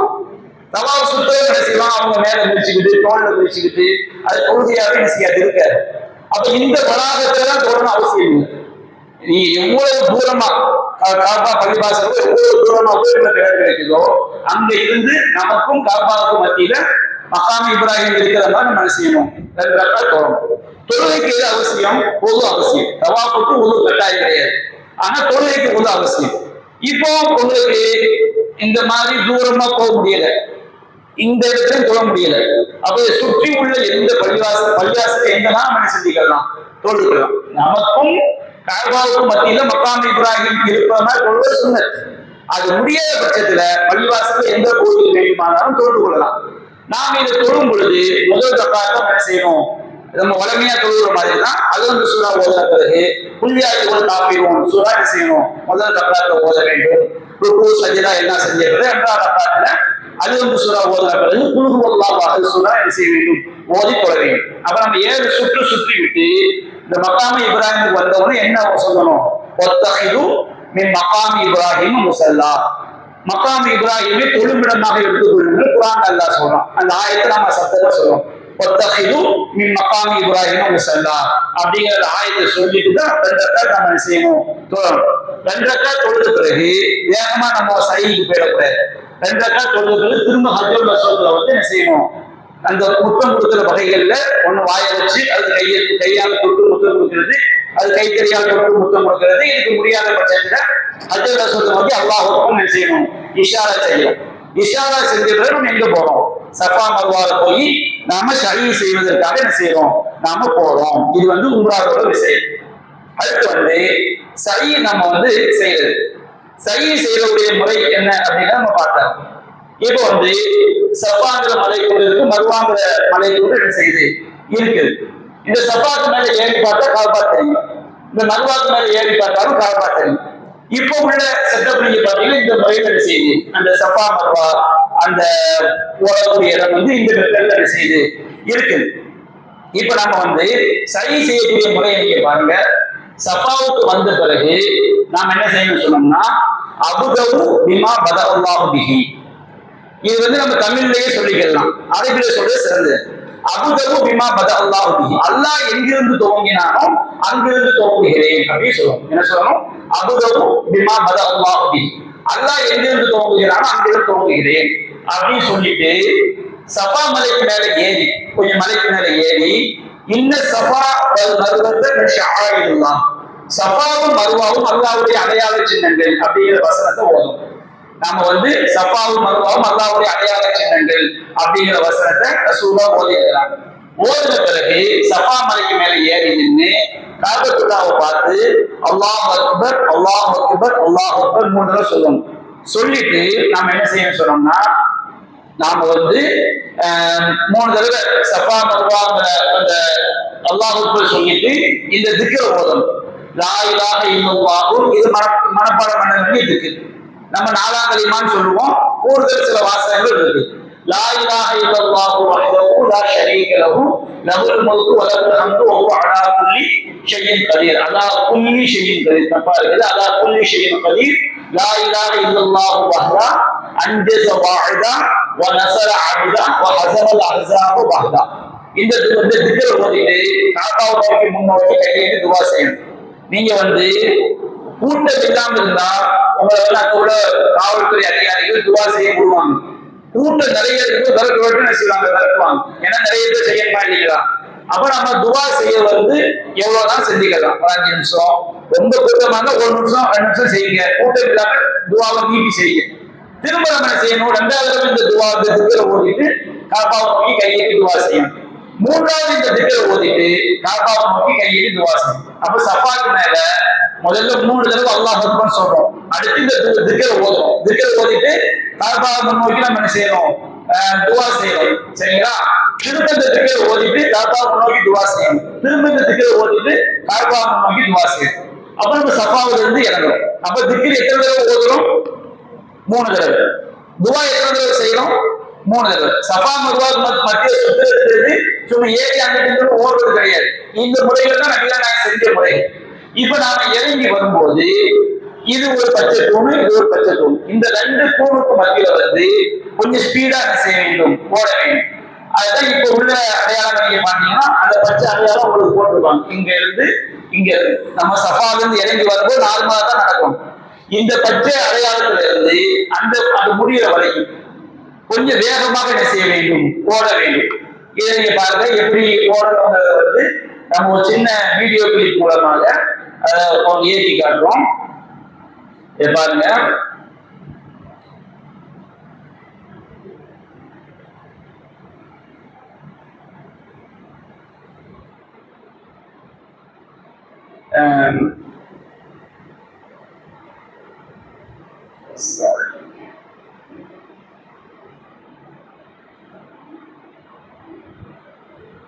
சரி, கண்ணில் புறப்பாடு.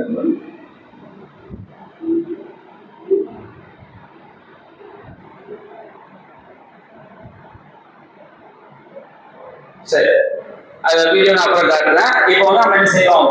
இந்த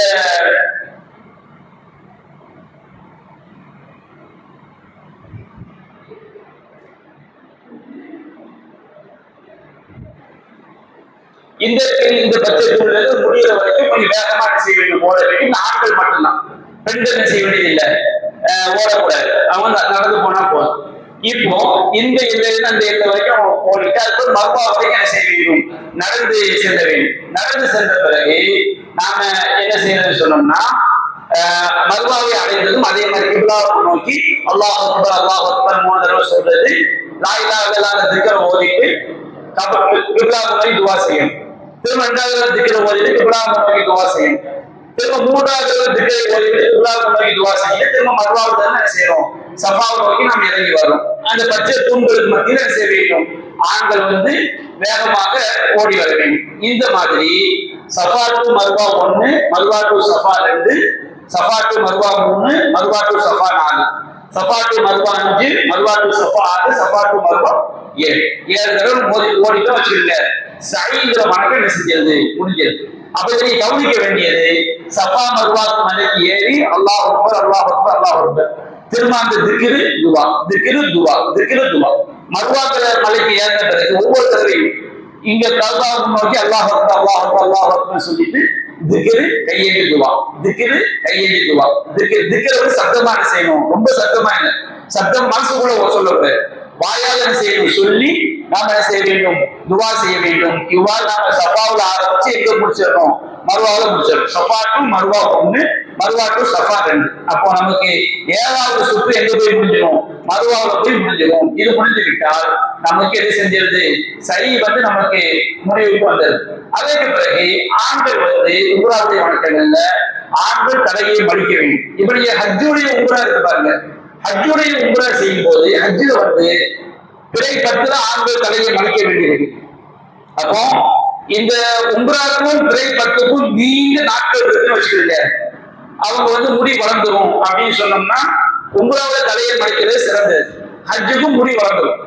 இல்ல உம்ராவுக்கும் ஹஜ்ஜுக்கும் மத்தியில் கம்மியான நாட்கள் தான் செய்யுது இருக்குது அப்படின்னு சொன்னோம்னா இந்த ஹஜ்ஜுக்குரிய உம்ராவை வந்து ஆண்கள் தலைமுடியை கத்தரிக்கிறது சிறந்தது. தலைமுடியை கத்தரிக்க சொன்னால் தலை முழுவதும் ஆண்கள் கத்தரிக்கணும். சும்மா 1-2 முடியை விட்டுக்கூடாது. பரவலாக தலையை முழுவதும் கத்தரிக்க வேண்டும். தலையை மடிப்பது என்று சொன்னால் முதல்ல வலதுபுறம் மடிக்கிற சூழல் ரசூலா மடிச்சிருக்கிறாங்க. முதல்ல வலதுபுறம் தலைமுடியை ஃபுல்லா மடிச்ச பிறகு அடுத்து இடதுபுறம் செய்யணும், தலைமுடியை மடிக்க வேண்டும். பெண்களை பொறுத்த வரைக்கும் அவங்க வந்து தங்களுடைய முடியை சேர்த்து பிடித்து இந்த அளவுக்கு நம்முடைய ஆட்காட்டி விரல வந்து முதல் ரேக அளவுக்கு அது கொஞ்சம் கூட பிரச்சனை கிடையாது. முதல் ரேக அளவுக்கு அவங்க செஞ்ச கூட்டி பிடிச்சி அவங்களாகவே அல்லது கணவரோ கூட வரக்கூடிய பெண்களோ அந்த முடியை வந்து கற்கெல்லாம் அந்த அளவு கட் பண்ணி விட்டா பெண்களுக்குரிய அந்த வணக்கம் முடிந்துவிடும். ஆண்களுக்கு மடிக்கிறது எந்த அளவு நன்மை இருக்குதோ அதே அளவு நன்மை பெண்களுக்கு இதுல உண்டு. அவங்க கத்தரிக்கிறதே அவங்களுக்கு எனது போதுமானது. அப்ப பெண்கள் வந்து இந்த அளவுக்கு சிறிதளவு தலைமுறையை கத்தரிச்சா போதுமானது. நபிகள் நாயகம் ஸல்லல்லாஹு அலைஹி வஸல்லம் உம்ராவிலையும் சரி ஹஜ்ஜிலையும் சரி தலையை மடிக்கக்கூடிய ஆண்களுக்கு 3 தடவை துவா செஞ்சிருக்கிறாங்க. அல்லாஹும்ம அஃபிரில் முஹல்லகீன், இறைவா தலையை மடிக்கக்கூடியவர்களுக்கு பாவங்களை மன்னிப்பாயாக. சஹாபாக்கள் வந்து அல்லாஹ்வை கத்தரிக்கிற துவா செய்யும்போது ரசூல் 2வது தடவை மடிக்கக்கூடியவர்கள், 3வது தடவை மடிக்கக்கூடியவர்கள், 4வது தடவை தான் மடிக்கக்கூடியவங்களுக்கும் கத்தரிக்கக்கூடியவங்க சேர்த்து துவா செஞ்சிருக்கிறாங்க. பெண்கள் வந்து நமக்கு மடிக்கவில்லைன்னு நினைச்சிடக்கூடாது. பெண்கள் வந்து கத்தரிக்கிறது அந்த சவாபம் செஞ்சிடும் கிடைத்துவிடும், அது ஓகே. ஆண்கள் வந்து ரசூல் ஸல்லல்லாஹு அலைஹி வஸல்லம் தமக்கு ஹஜ்ஜுக்கு வரும்போது சஹாபாக்கள் என்ன உத்தரவிட்டாங்கன்னா அவங்க வந்து உம்ராவுக்கு ஹஜ்ஜுக்கு பதில் கம்மியான நாட்கள் இருக்கிறதுனால அவங்க தலைமுடியை செஞ்சாங்க, கத்தரிக்க சொன்னாங்க. கத்தரித்துட்டு ஹஜ்ஜுக்கு என்ன செய்ய போறோம் தலையை வந்து அவங்க மடித்துக் கொள்ளுமாறு உத்தரவிட்டார்கள். நீண்ட இடைவெளியில் தான் செஞ்சுக்கலாம், தலைமுடியை வந்து மடிச்சுக்கலாம். அப்ப உம்ராவுடைய சூழ்நிலை பாருங்க, முதல்ல இஹ்ராமுக்காண்டி குளிக்கிறது, எண்ணெய் தேய்க்கிறது, நறுமணம் பூசுறது, நறுமணத்தை உடல்ல பூசிக்கொள்ள வேண்டும். அடுத்து வந்து எல்லைக்கு வந்து இஹ்ராமுக்குள்ள நுழைதல், நம்ம தையல் இல்லாத ஆடையை அணிந்து கொண்டு லப்பைக்க உம்ரத்தன் அப்படி இஹ்ராமுக்குள்ள நுழைஞ்சிடணும். அப்ப தல்பியா சொல்ல ஆரம்பிக்கணும். தவாஃபை துவக்கிற வரைக்கும் தல்பியா சொல்லணும். மக்காவுடைய கட்டிடங்களை பார்க்கிற வரைக்கும் அல்லது கஅபாவை பார்க்கிற வரைக்கும் தல்பியா சொல்லணும். கஅபாவை 7 முறை சுற்ற வேண்டும். உம்ராவுல மட்டும் வலது தோல் புஜம் ஆண்கள் தெரியுமா சுற்ற வேண்டும். முதல் 3 சுற்றுக்களை குறித்து சுற்ற வேண்டும். அடுத்த 4 சுற்றுக்களை வழமை போல் நடந்து சுற்ற வேண்டும். மகாம் இப்ராஹிம் 2 ரக்காத் போடணும். முதல் ரக்காத்துல துரியாதிகள் காஃபியும், 2வது ரக்காத்துல குல்ஹுவல் அஸ்ஸூரா வேணும். சஃபா மர்வாவுக்கு அடுத்து சழி செய்ய வேண்டும். சழியுடைய முறைகள் நாம சொல்லி தந்திருக்கிறோம். ஆண்கள் ஹஜ்ஜுக்காண்டி உள்ள உம்ராவுல தலைமுடியை மடிக்கலாம். நீண்ட காலம் இருந்தால், கம்மியான நாட்கள் இருந்தால் கத்தரித்துக் கொள்ள வேண்டும். பெண்கள் வந்து அவங்க இந்த அளவுக்கு என்ன செய்ய வேண்டும், தன்னுடைய தலைமுடியை அவங்க கத்தரித்துக் கொண்டு விட்டால் உம்ராங்கிற வணக்கம் முடிஞ்சது. இப்போ நீங்க பார்க்கலாம், பிறை 8 ஹஜ்ஜுடைய வணக்கம் ஆரம்பிக்குது. சில ஆளுக்கு என்ன செய்வாங்கன்னா பிறை 7 வந்து உம்ரா முடிச்சுட்டு பிறை 8 ஹஜ்ஜுக்கு இஹ்ராம் செய்வாங்க. இஹ்ராம் அந்த அளவு செஞ்சுக்கலாம். நம்ம முன்கூட்டியே போய் அப்படி செய்யலாம். நம்ம உம்ரா முடிச்சிட்டோம்னா இஹ்ராம் வந்து விடுபட்டுறோம். கஅபாவை உபரியா தவாப் செய்யறது அதெல்லாம் தப்பு கிடையாது. அதுக்கு இஹ்ராம் அவசியம் கிடையாது. கணவன் மனைவி அவங்க தங்கி இருக்கக்கூடிய இடங்கள்ல அவங்களோட தாம்பத்தியம் உட்பட எல்லாமே அனுமதிக்கப்படுது. நறுமணம் பூசுறது எல்லாமே அனுமதிக்கப்படுது. ஏன்னா உம்ராவை முடிச்சிட்டோம்னா தலைமுடியை மடிச்சிட்டோம்னா இஹ்ராம் வந்து விடுபட்டுறோம். அப்ப நம்ம மக்காவுல தொழுதுக்கலாம், நம்ம உபரியான தவாப் செஞ்சுக்கலாம் அப்படியே காலங்கள் போகுது. அடுத்து இஹ்ராம் நம்ம எப்ப பெற்றோம், துல்ஹஜ் பிறை 8 தான் ஹஜ்ஜுக்காண்டி இஹ்ராம் பெற்றோம். இப்ப சிலர் என்ன செய்வாங்க, துல்ஹஜ் பிறை 4க்கு வருவாங்க. துல்ஹஜ் பிறை 4க்கு வந்து அவங்க என்ன செய்வாங்க, உம்ரா முடிச்சுட்டு பிறை 8 ஹஜ்ஜுக்கு வருவாங்க. சிலர் 5க்கு வருவாங்க, சிலர் 6க்கு வருவாங்க, சிலர் என்ன செய்வாங்க 7க்கு வருவாங்க.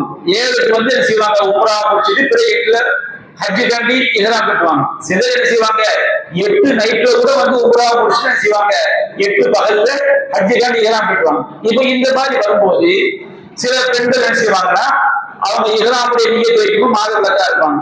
மாதவிலக்கா இருக்கும்போது இஹ்ராமுடைய நியத் வச்சிருவாங்க.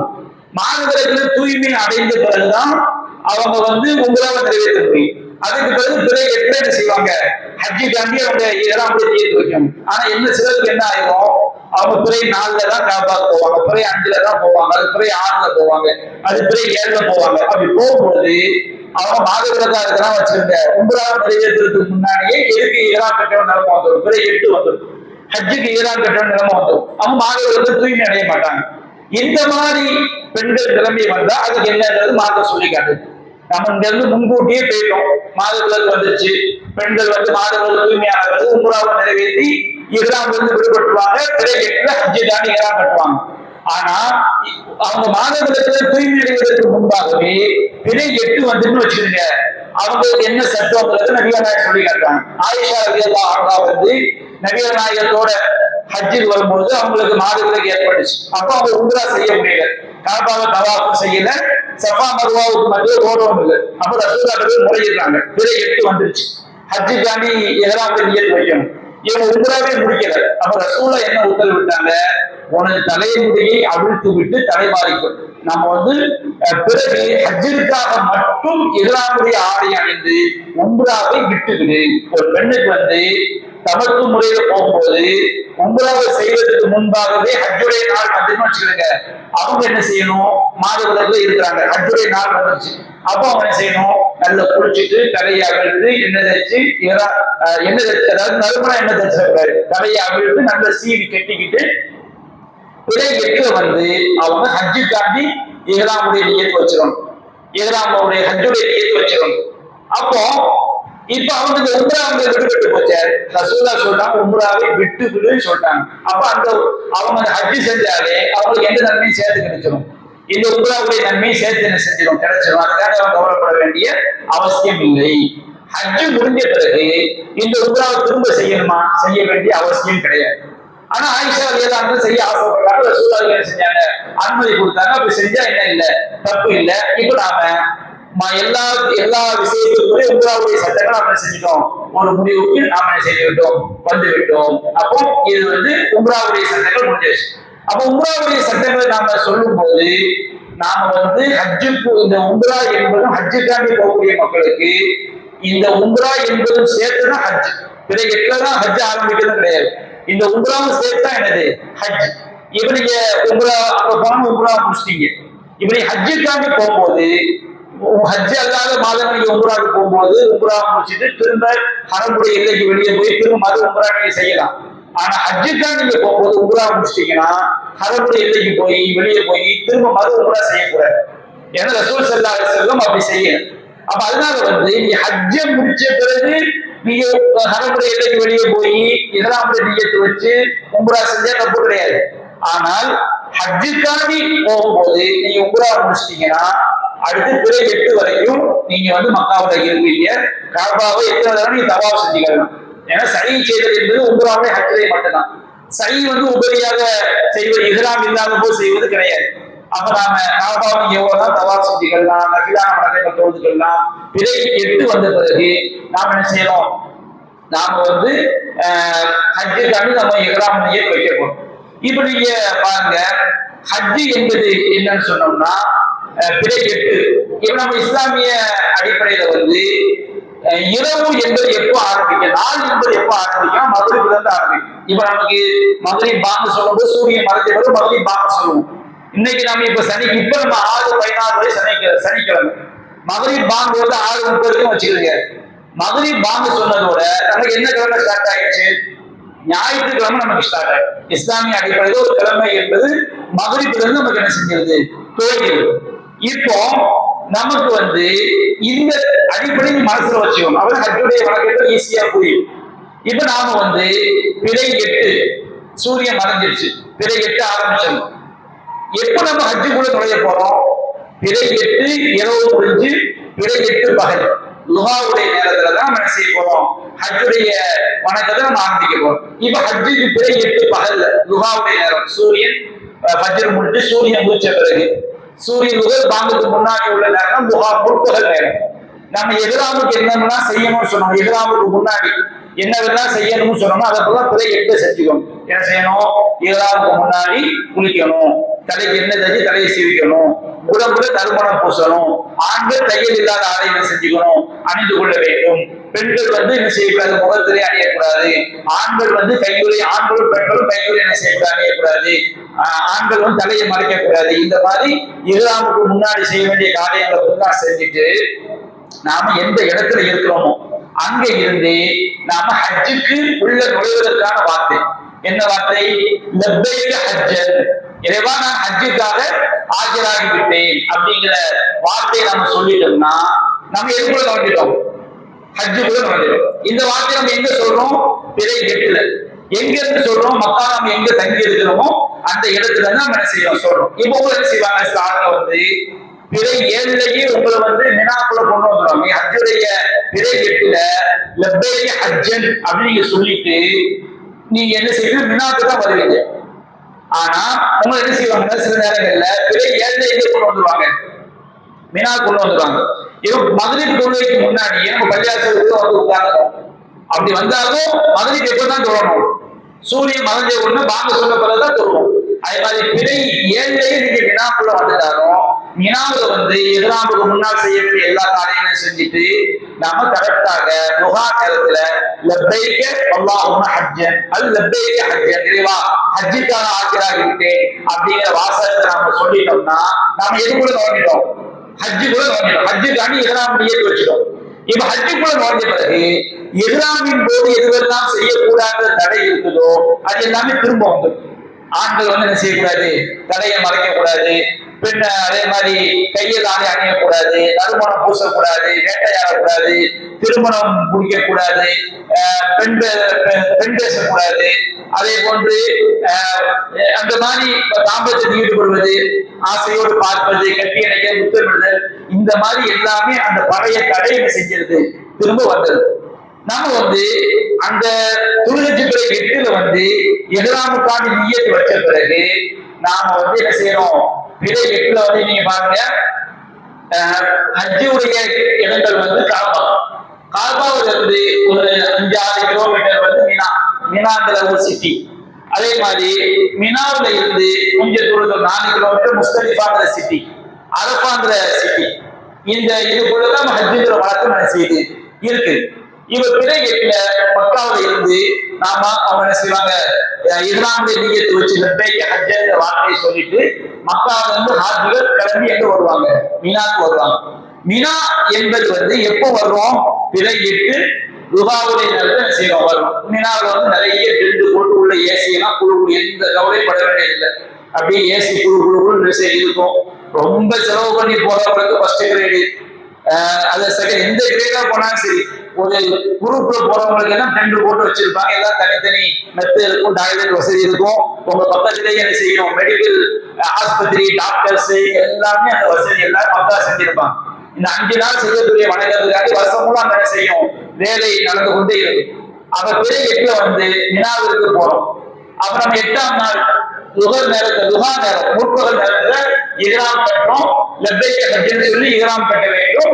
உம்ராவில் செய்வதை போன்று இஹ்ராமுக்கு முன் குளித்தல், நறுமணம் பூசுதல், கையில் இல்லாத ஆடை அணிதல், தல்பியா கூடுதல் ஆற்றணும். அப்ப லப்பைக்க ஹஜ்ஜன் அப்படின்னு சொல்லிட்டாலே நம்ம ஹஜ்ஜுக்கான தல்பியா சொல்ல ஆரம்பிச்சோம். لبيك اللهم لبيك لبيك لا شريك لك لبيك ان الحمد والنعمه لك والملك لا شريك لك لبيك. இந்த தல்பியாவை திரும்ப திரும்ப சொல்லணும். இந்த தல்பியா எது வரைக்கும் சொல்லணும்? எது வரைக்கும் சொல்லணும்னா 10வது நாள் பெரிய ஜம்ராவுல கல்லறிய வரைக்கும் என்ன செய்யணும்? சொல்லணும். பெரிய ஜம்ராவுல தூண் சைத்தான கல்லறிகள் சொல்லுவாங்க. அந்த வார்த்தை மார்க்கத்தில் சொல்லப்படுது. அந்த பெரிய ஜம்ராவுல கல்லறிகிற வரைக்கும் இந்த தல்பியா 10வது நாள் வரைக்கும் தல்பியா செய்யணும், சொல்லிக்கிட்டே இருக்கும். நாம தொழுகிற நேரம், தூங்குற நேரம், யார்ட்டையாவது ஏதாவது பேசுற நேரம், இதை தவிர மற்ற எல்லா சாப்பிடுற நேரம், மற்ற எல்லா நேரங்கள்லையும் தல்பியாவை நம்ம சப்தமிட்டு செய்யணும், சொல்லிக்கிட்டே இருக்கணும். மக்காவில் எந்த இடத்துல இருந்தும் நாம இஹ்ராம் கட்டிக் கொள்ளலாம். மினாவிற்கு சொல்றோம், துஹா நேரத்துல போறோம். மினாவிற்கு போனோம்னா துல்ஹஜ்ஜுடைய 8ல வந்து பகல் லுகர் நேரம் வந்தவன அந்த பாங்க சொல்லுவாங்க. நம்ம இருக்கிற டெண்டுக்குள்ளே நீங்க என்ன செஞ்சீங்கன்னா தனித்தனியாவோ ஜமாத்தாவோ தொழுகலாம். பாங்க சொன்னவன எக்காம சொல்லி லுகர் 2 ரக்காத். லுகர் என்னது? 2 ரக்காத். மினாவில் இருப்போம். மினாவில் நீங்க இருக்கும் போது தொழுகிறது, திக்ர் செய்யறது, நல்ல நன்மையான காரியமா நம்ம செய்வாங்க, செஞ்சுக்கிட்டு ஃப்ரீயா தான் இருக்கும். அந்த மினாவில் தங்குறது வணக்கம். மினாவில் அந்த இடத்துல 2 வச்சு என்ன செய்வாங்க? நம்ம தங்குவோம். பிறகு நம்ம வந்து அசர் வக்து, பிறகு அசர் வக்து வருது. பாங்கு சொல்லுவாங்க. பாங்கு சொன்ன பிறகு இகாம சொல்லி 2 ரக்காத் தான் அசர் தொழுது 2 ரக்காத் தொழுது. அப்படியே சூரியன் மறைஞ்சிருது. சூரியன் மறைஞ்சோன்னு பிறை எத்தனை ஆரம்பிச்சிடும்? பிறை எத்தனை ஆரம்பிக்கும்? சூரியன் மறைஞ்சவன பிறை 9. பிறை 9 மினாவில் தான் என்ன செய்வோம்? இருப்போம். மகரிப் தொழுது வந்தவன பாங்கு சொல்லுவாங்க. இகாம சொல்லி மகரிப் 3 ரக்காத். மகரிப் நம்ம சுருக்கி வைக்கிறாரு. அது இஷா வக்து வந்த பிறகு பாங்கு சொல்லுவாங்க. இகாம சொல்லி இஷா வந்து 2 ரக்காத். அப்போ நம்ம பிறை 8ல வந்து லுகர், அசர், மினாவுல தொழுகிறோம். அந்தந்த வக்துல தொழுது சுருக்கி தொழுவோம். ரசூலுல்லாஹி செஞ்சிருக்காங்க, சுருக்கி தொழுகிறாங்க. பிறை 9 மகரிப், இஷா, மினாவுல தொழுகிறோம். பிறை 9 காலையில் ஃபஜ்ர் எங்க தொழுகிறோம்? ஃபஜ்ர் நேரம் வந்தவன பாங்கு சொல்லி இகாம சொல்லி சுபூ 2 ரக்காத். இப்ப இதுல வந்து ரசூல் ஸல்லல்லாஹு அலைஹி வஸல்லம் இரவு நேரத்துல மினாவில் தங்கி இருக்கும் போது இசாக்கு பிறகு ஃபஜ்ர் வரைக்கும் எதையுமே தொழல அப்படின்னு ஒரு சட்டம் நபி தோழர் இருக்கிறார். இன்னொரு சஹாபி என்ன சொல்றாங்கன்னா, ரசூலுல்லாஹ் ஊர்ல இருக்கும்போதும் பயணத்துல இருக்கும்போதும் வித்ர் தொழுகையை விட்டதே கிடையாது அப்படின்னு சொல்றாங்க. அப்ப நீங்க நம்ம இருக்கும்போது இரவு தொழுகை வித்ர் தொழுகை சொல்லலாம் தப்பு கிடையாது. அதான் ரொம்ப முடிச்சோம்னா நமக்கு பகல்ல சிரமமாயிடக்கூடாது, வணக்கம் என்ன செய்யறது. அதான் நல்ல தூங்கி ரெஸ்ட் எடுக்கணும். திரும்ப என்ன செஞ்சுக்கலாம், பொழுதுக்கெல்லாம் தொழாதான் கிடையாது, குற்றம் கிடையாது. அப்ப மினாவது நாம என்ன செய்யறோம், பிறை 9 ஃபஜ்ர் முடிஞ்சு ஃபஜ்ர் தொழுத பிறகு சூரியன் உதித்த பிறகு நாம மினாவுல இருந்து எங்க நோக்கி கிளம்ப போறோம், அரபாவை நோக்கி நம்ம என்ன செய்ய போறோம், கிளம்ப போறோம். அப்ப அரபாவை நோக்கி நம்ம எப்போ கிளம்புறோம் சொன்னோம்னா, பிறை 9 ஃபஜ்ர் தொழுது மினாவுல முடிச்ச பிறகு சூரியன் உதித்த பிறகுதான் உங்களை எங்க இருந்து அனுப்புவாங்க, மினாவுல இருந்து அரபாவை நோக்கி அனுப்புவாங்க. ஒண்ணு விளங்கிருங்க, அரபாவில் தங்க வேண்டிய காலம் என்பது எப்போன்னு சொன்னோம்னா, பிறை 9 சூரியன் உச்சி சாஞ்ச பிறகு. சூரியன் உச்சி சாஞ்ச என்ன தொழுது வந்துடும், லுகத்தொழு. சூரியன் உச்சி சாஞ்சியிலிருந்து சூரியன் மறைகின்ற வரைதான் அரபாவில் தங்க வேண்டிய நேரம். அரபாவில் தங்க வேண்டிய நேரம் எது வரைக்கும், சூரியன் உச்சி சாஞ்சியிலிருந்து சூரியன் மறைகின்ற வரை அரபாவில் தங்க வேண்டிய நேரம். ஆனா நீங்க எப்போதே கிளம்புனாதான் அரபாவில் அந்த எல்லா மக்களும் அரபாவில் சேரணுமா இல்லைங்களா, அதுக்காக என்ன செய்வாங்க, ஃபஜ்ர்ல இருந்து என்ன செஞ்சிருவாங்க, சூரியன் உச்ச உடனே கிளம்ப ஆரம்பிச்சிருவாங்க. அப்ப எல்லாரும் அரபாவில் சேர்றதுக்கு நேரம் ஆயிடும். நீங்க முன்கூட்டி அரபாவுக்கு வந்துட்டாலும் எப்பதான் தங்க வேண்டிய நேரம் ஆரம்பிக்குது. அரபாவில் ஒரு ஆள் என்ன செய்ய காலைல 10 மணிக்கே வந்துட்டாரு அல்லது 8 மணிக்கே வந்துட்டாலும் அவர் அரபாவில் தங்க வேண்டிய நேரம் ஆரம்பிக்குது. அது எப்பதான் ஆரம்பிக்குது அவருக்கு நேரம், சூரியன் உச்சி சாஞ்ச பிறகுதான் அரபாவில் தங்க வேண்டிய நேரம் என்ன செய்யுது, ஆரம்பிக்குது. இல்ல நான் காலையில 11 மணிக்கு அரபாவுக்கு வந்துட்டேன், நான் அரபாவில் தங்கிட்டேன் தொடங்கிடக்கூடாது. சூரியன் உச்சி சாய்ந்ததிலிருந்து சூரியன் மகரிப்பு மறைகிற வரைக்கும் நாம அரபாக்குள்ள இருந்தாக்க நம்ம அரபாவை என்ன செஞ்சிருக்கிறோம், இருந்திருக்கிறோம். அப்ப அவங்க என்ன செய்வாங்க, முன்கூட்டியே அரபாவுக்கு அழைச்சிட்டு வந்தாங்க, தப்பு கிடையாது. அரபாவுக்கு நாம நுகர்ந்து இருந்து சூரியன் மறைகிற வரைக்கும் நாம அரபாவோட தங்கி இருக்கோம். இப்போ நபி அரபான்றது பெரிய கிரவுண்ட், சரி 30 லட்சம் மக்களையும் கொண்டு திரட்டக்கூடிய அளவு பெரிய கிரவுண்ட். அரபாவிலையும் உங்களுக்கு ஏராளமான இடத்துல டென்ட் போட்டு உங்களுக்கு எல்லா வசதி குழு வசதியோடு என்ன செய்வாங்க, எல்லா வசதியுமே அங்க என்ன செய்ய இருக்கும். அது மாதிரி மலை பாங்கான இடங்கள் நபியல்லாஹி ஸல்லல்லாஹு அலைஹி வஸல்லம் ஜபலுர் ரஹ்மத் அரபா பெருவழியில ஒரு பெரிய மலை ஜபலுர் ரஹ்மா, அதுல ரசூல் தங்கி இருக்கிறாங்க. நபியல்லாஹி சொன்னாங்க, நான் இங்க தங்கி இருக்கிறேன், அரபா முழுவதுமே தங்குமிடம் தான் அப்படின்னு நபியல்லாஹி சொல்லி இருக்கிறாங்க. அப்ப நம்ம 9ஆம் நாள் சூரியன் உதயமானதும் மினாவுல இருந்து அரபா வரைக்கும் சொல்லணும். இப்ப பாருங்க, மினாவுல இருந்து அரபா வரைக்கும் செல்லும் போது ரசூலுல்லாஹ் 2 விதமான ஒன்று தல்பியா, லப்பைக் அல்லாஹும்ம லப்பைக் லப்பைக் லா ஷரீக லக லப்பைக் இன்னல் ஹம்த வன் நிஅமத லக வல் முல்க் லா ஷரீக லக். இந்த தல்பியாவை சொல்லிக்கிட்டே நம்ம மினாவுல இருந்து அரபா வரை செல்லணும். நம்ம ஹஜ்ஜுக்காண்டி இஹ்ராம் நிய்யத் வச்சதுல இருந்து பிறை 10ல பெரிய தூண்ல கல்லறிகிற வரைக்கும் தல்பியா சொல்லிக்கிட்டே இருக்கும். ஆனா நான் திரும்ப ஞாபகப்படுத்த நான் சொல்லிக்கிட்டே இருக்க மனசுல வச்சுக்கிறேன், ஹஜ்ஜுக்காண்டி தல்பியா இது வரைக்கும் சொல்லணும். இஹ்ராமுடைய நிய்யத் பிறை 8ல இருந்து பிறை 10 வரைக்கும் தல்பியா சொல்லிக்கிட்டே இருக்கும். தூங்குற நேரம், சாப்பிடுற நேரம், தொழுகிற நேரம் தவிர தேவையில்லாத பேச்சுக்கள் பேசாம நாம தல்பியா சொல்லிக்கிட்டே இருக்கும். இப்ப மினாவுல இருந்து அரபா நோக்கி நாம கிளம்பி வரும்போது 2 தக்பீரும் சொல்லிக்கலாம், தல்பியாவும் சொல்லிக்கலாம். அல்லாஹ் தக்பீர், அல்லாஹ் அக்பர், அல்லாஹ் அக்பர், அல்லாஹ் அக்பர் சொல்லிக்கிட்டே நம்ம மினாவுல இருந்து அரபாவுக்கு சேர்ந்துடலாம். அதே தல்பியா சொல்லிக்கிட்டே நம்ம செஞ்சிடலாம், மினாவுல இருந்து அரபாவை சேர்ந்துடலாம். இப்ப ரசூல் ஸல்லல்லாஹு அலைஹி வஸல்லம் மினாவுக்கு எப்போ அரபாவுக்கு வந்துடுறாங்க, ஆனா உடனே அரபாவுடைய நுழையல. அந்த அரபாவுக்கு முன்னாடி அரபாவுக்கு பக்கத்துல உங்களுக்கு அரபாவுடைய அடையாளம் நிறைய போர்டு வச்சிருப்பாங்க. நீங்க அந்த போர்டுக்குள்ள போயிடணும். நீங்க கவனமா அந்த போர்டு இங்கிலீஷ்ல எழுதியிருக்கும், அரபில எழுதியிருக்கும், நீங்க படிச்சு பார்க்கணும். ஏன்னா அரபாவை தங்குறது ரொம்ப முக்கியமான ஒரு வணக்கம். அரபாவை தந்தாக்கா ஹஜ்ஜே கூடாது, திரும்ப அடுத்த வருஷம் தான் மன செய்யணும், திரும்ப ஹஜ்ஜு செய்யணும். அப்போ ரசூலுல்லாஹ் செஞ்சாங்க, முன்கூட்டி அரபாவை நெருங்கிடலாம். ஆனா அரபாக்குள்ள குறையில அரபாக்கு வெளியே நபீராங்கிற இடத்துல தங்கி இருக்கிறாங்க.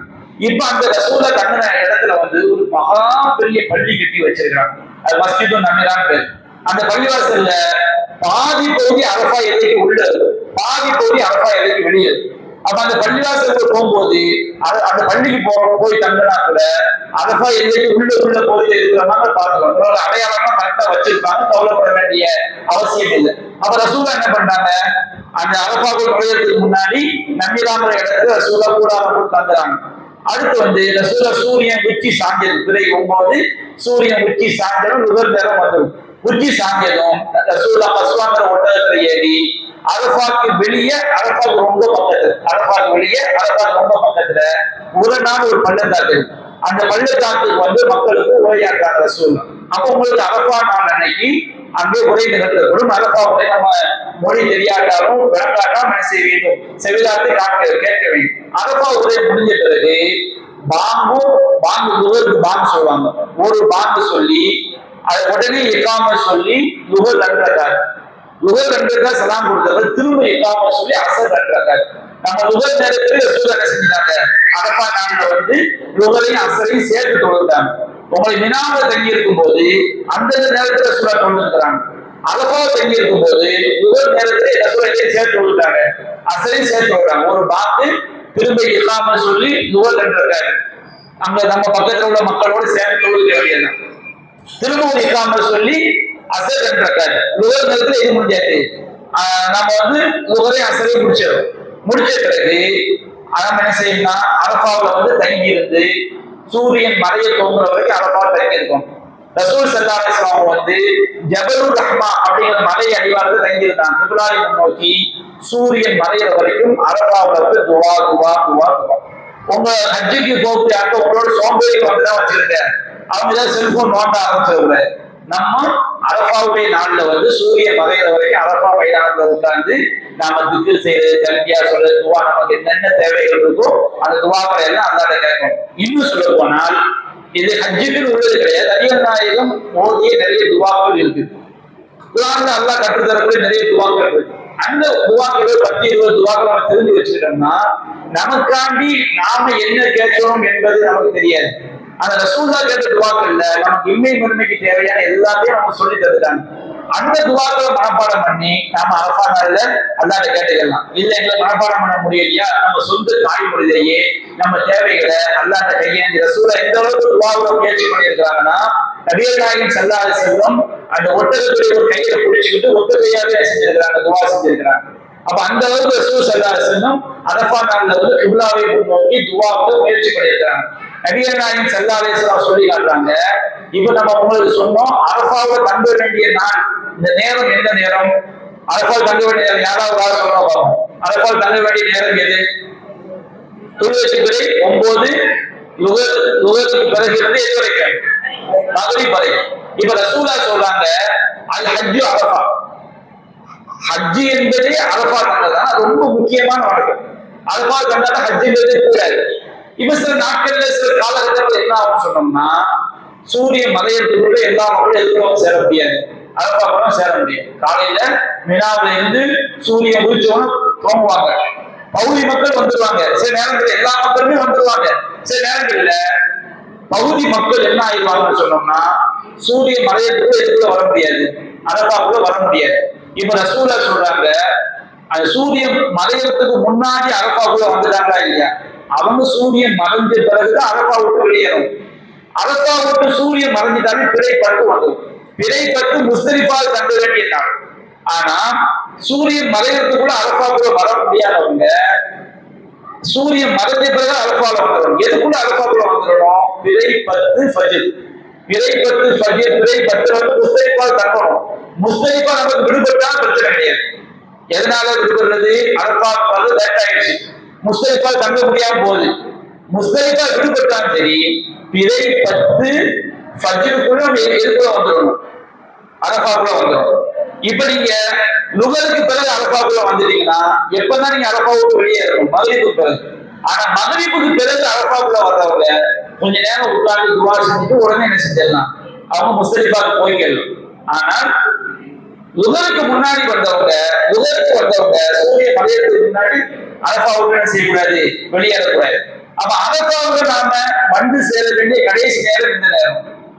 மறுநாள் காலை ஃபஜ்ருக்கு முன்பாக எதுக்குள்ள வந்துடணும், அரபாவுக்குள்ள வந்து ஒரு 5 நிமிஷம் உட்கார்ந்துட்டாலே நம்ம எதை அடைஞ்சிட்டோம், அரபா நம்ம என்ன செய்து விட்டோம், அடைந்து விட்டோம். அரபா நாள்ல வந்து நம்முடைய மார்க்கம் வந்து நபிகள் சொல்லி காட்டுறாங்க. அல்லாஹ் ரப்பல் ஆலமீன் எல்லா நாளுமே அவன் விரும்பிய அடியார்களை நரகத்திலிருந்து விடுதலை செய்யலாம். நமக்கு வந்து நரகம் நல்லா தீர்மானிச்சிருப்பான். சரி இந்த நாள்ல வந்து இந்த அடியார்கள் நரகத்தை விடுதலை அளிப்போம், எல்லா நாளுமே எல்லா நரகத்திலும் விடுதலை அளிக்கலாம். ஆனால் அதிகமாக அல்லாஹ் எந்த நாள்ல நரகத்திலிருந்து விடுதலை அளிக்கிறானோ அரஃபா நாள்ல தான். நபியா நான் சொல்லி காட்டுறேன், மாமின் யோமின் அக்ஸரமின் அய்யோத்தி அல்லாஹ் அபுதமினால் மின் யோமி அரஃபா. அரஃபா நாளில் தன்னுடைய அடியார்களுக்கு நரக விடுதலை அளிப்பது போன்று வேறு எந்த நாளிலும் அல்லாஹ் அதிகமாக நரக விடுதலை அளிப்பது கிடையாது. அல்லாஹ் அரஃபா நாள் என்ன செய்யறாங்கன்னா, அரஃபாவை கூடி இருக்கக்கூடிய மக்களை வந்து ரொம்ப நெருங்கி வந்து அவர்களை பார்த்து மலக்குமார்கள் அல்லாஹ் பெருமையா பேசுறாங்க. அதாவது அவருடைய என்னுடைய அடியார்கள் என்ன விரும்புறாங்க, ஆனா அல்லாஹ்வுக்கு தெரியாத அர்த்தம் கிடையாது, ரப்புக்கு எல்லாம் தெரியும். இறைவன் அந்த அரபாவில் கூடியிருக்கக்கூடிய அந்த தன்னுடைய அடியார்கள் தனக்கு சரணடைந்த உள்ளத்தோடு என்னுடைய அடியார்கள் வந்திருக்கிறாங்க. தன்னுடைய உள்ளத்தில் உள்ள இறைவனுடைய கருணையை அன்பை வெளிப்படுத்தக்கூடிய விதமாக அல்லாஹ் மலக்குமார்கள்ட்ட வந்து அரபாவில் கூடியிருக்கக்கூடிய அந்த ஹாஜிகளை பற்றி அல்லாஹ் பெருமையாக பேசுகிறான். இன்னொரு ஹதீஸ்ல வந்து புகாரில அகமதுல 6792 வாங்க முடிஞ்ச பிறகு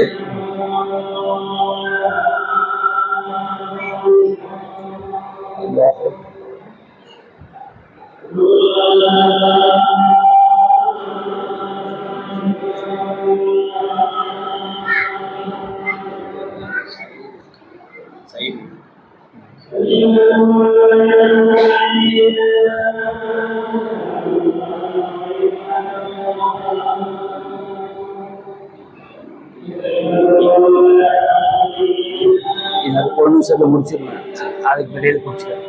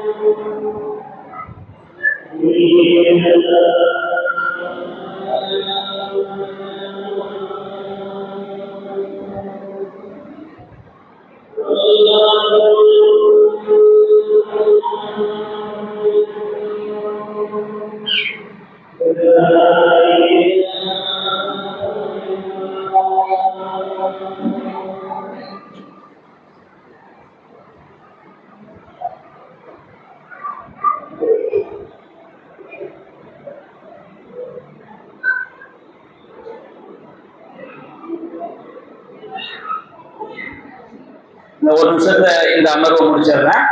நான் உங்களுக்கு அந்த சழியை செய்யும் போது அந்த பச்சை அடையாளத்தை எப்படி ஓடணும் காட்டினேன்.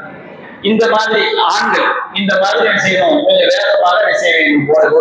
வயது முதிர்ந்த பெரியவர் வந்து ஓடுறது ஹதீஸ்ல ரசூலுல்லாஹ் சொன்ன மாதிரி இருக்கிறதுனால அந்த வீடியோ காட்டணும். இந்த மாதிரி என்ன செய்யணும், ஆண்கள் வந்து அந்த பச்சை அடையாளம் உள்ள இடத்துல மட்டும் என்ன செய்ய வேண்டும், அவங்க ஓடி வரணும். அந்த பச்சை அடையாளம் முடிஞ்ச கூட என்ன செஞ்சிடணும், சாதாரணமா நடந்து என்ன செய்ய வேண்டும், அவங்க வந்து செய்ய வேண்டும்.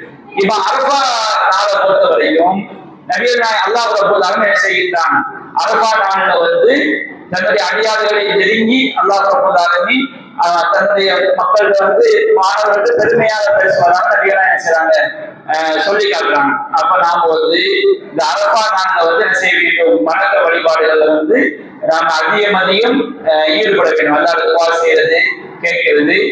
அடுத்து வந்து இப்ப நம்ம அரபா முடிஞ்சாச்சு.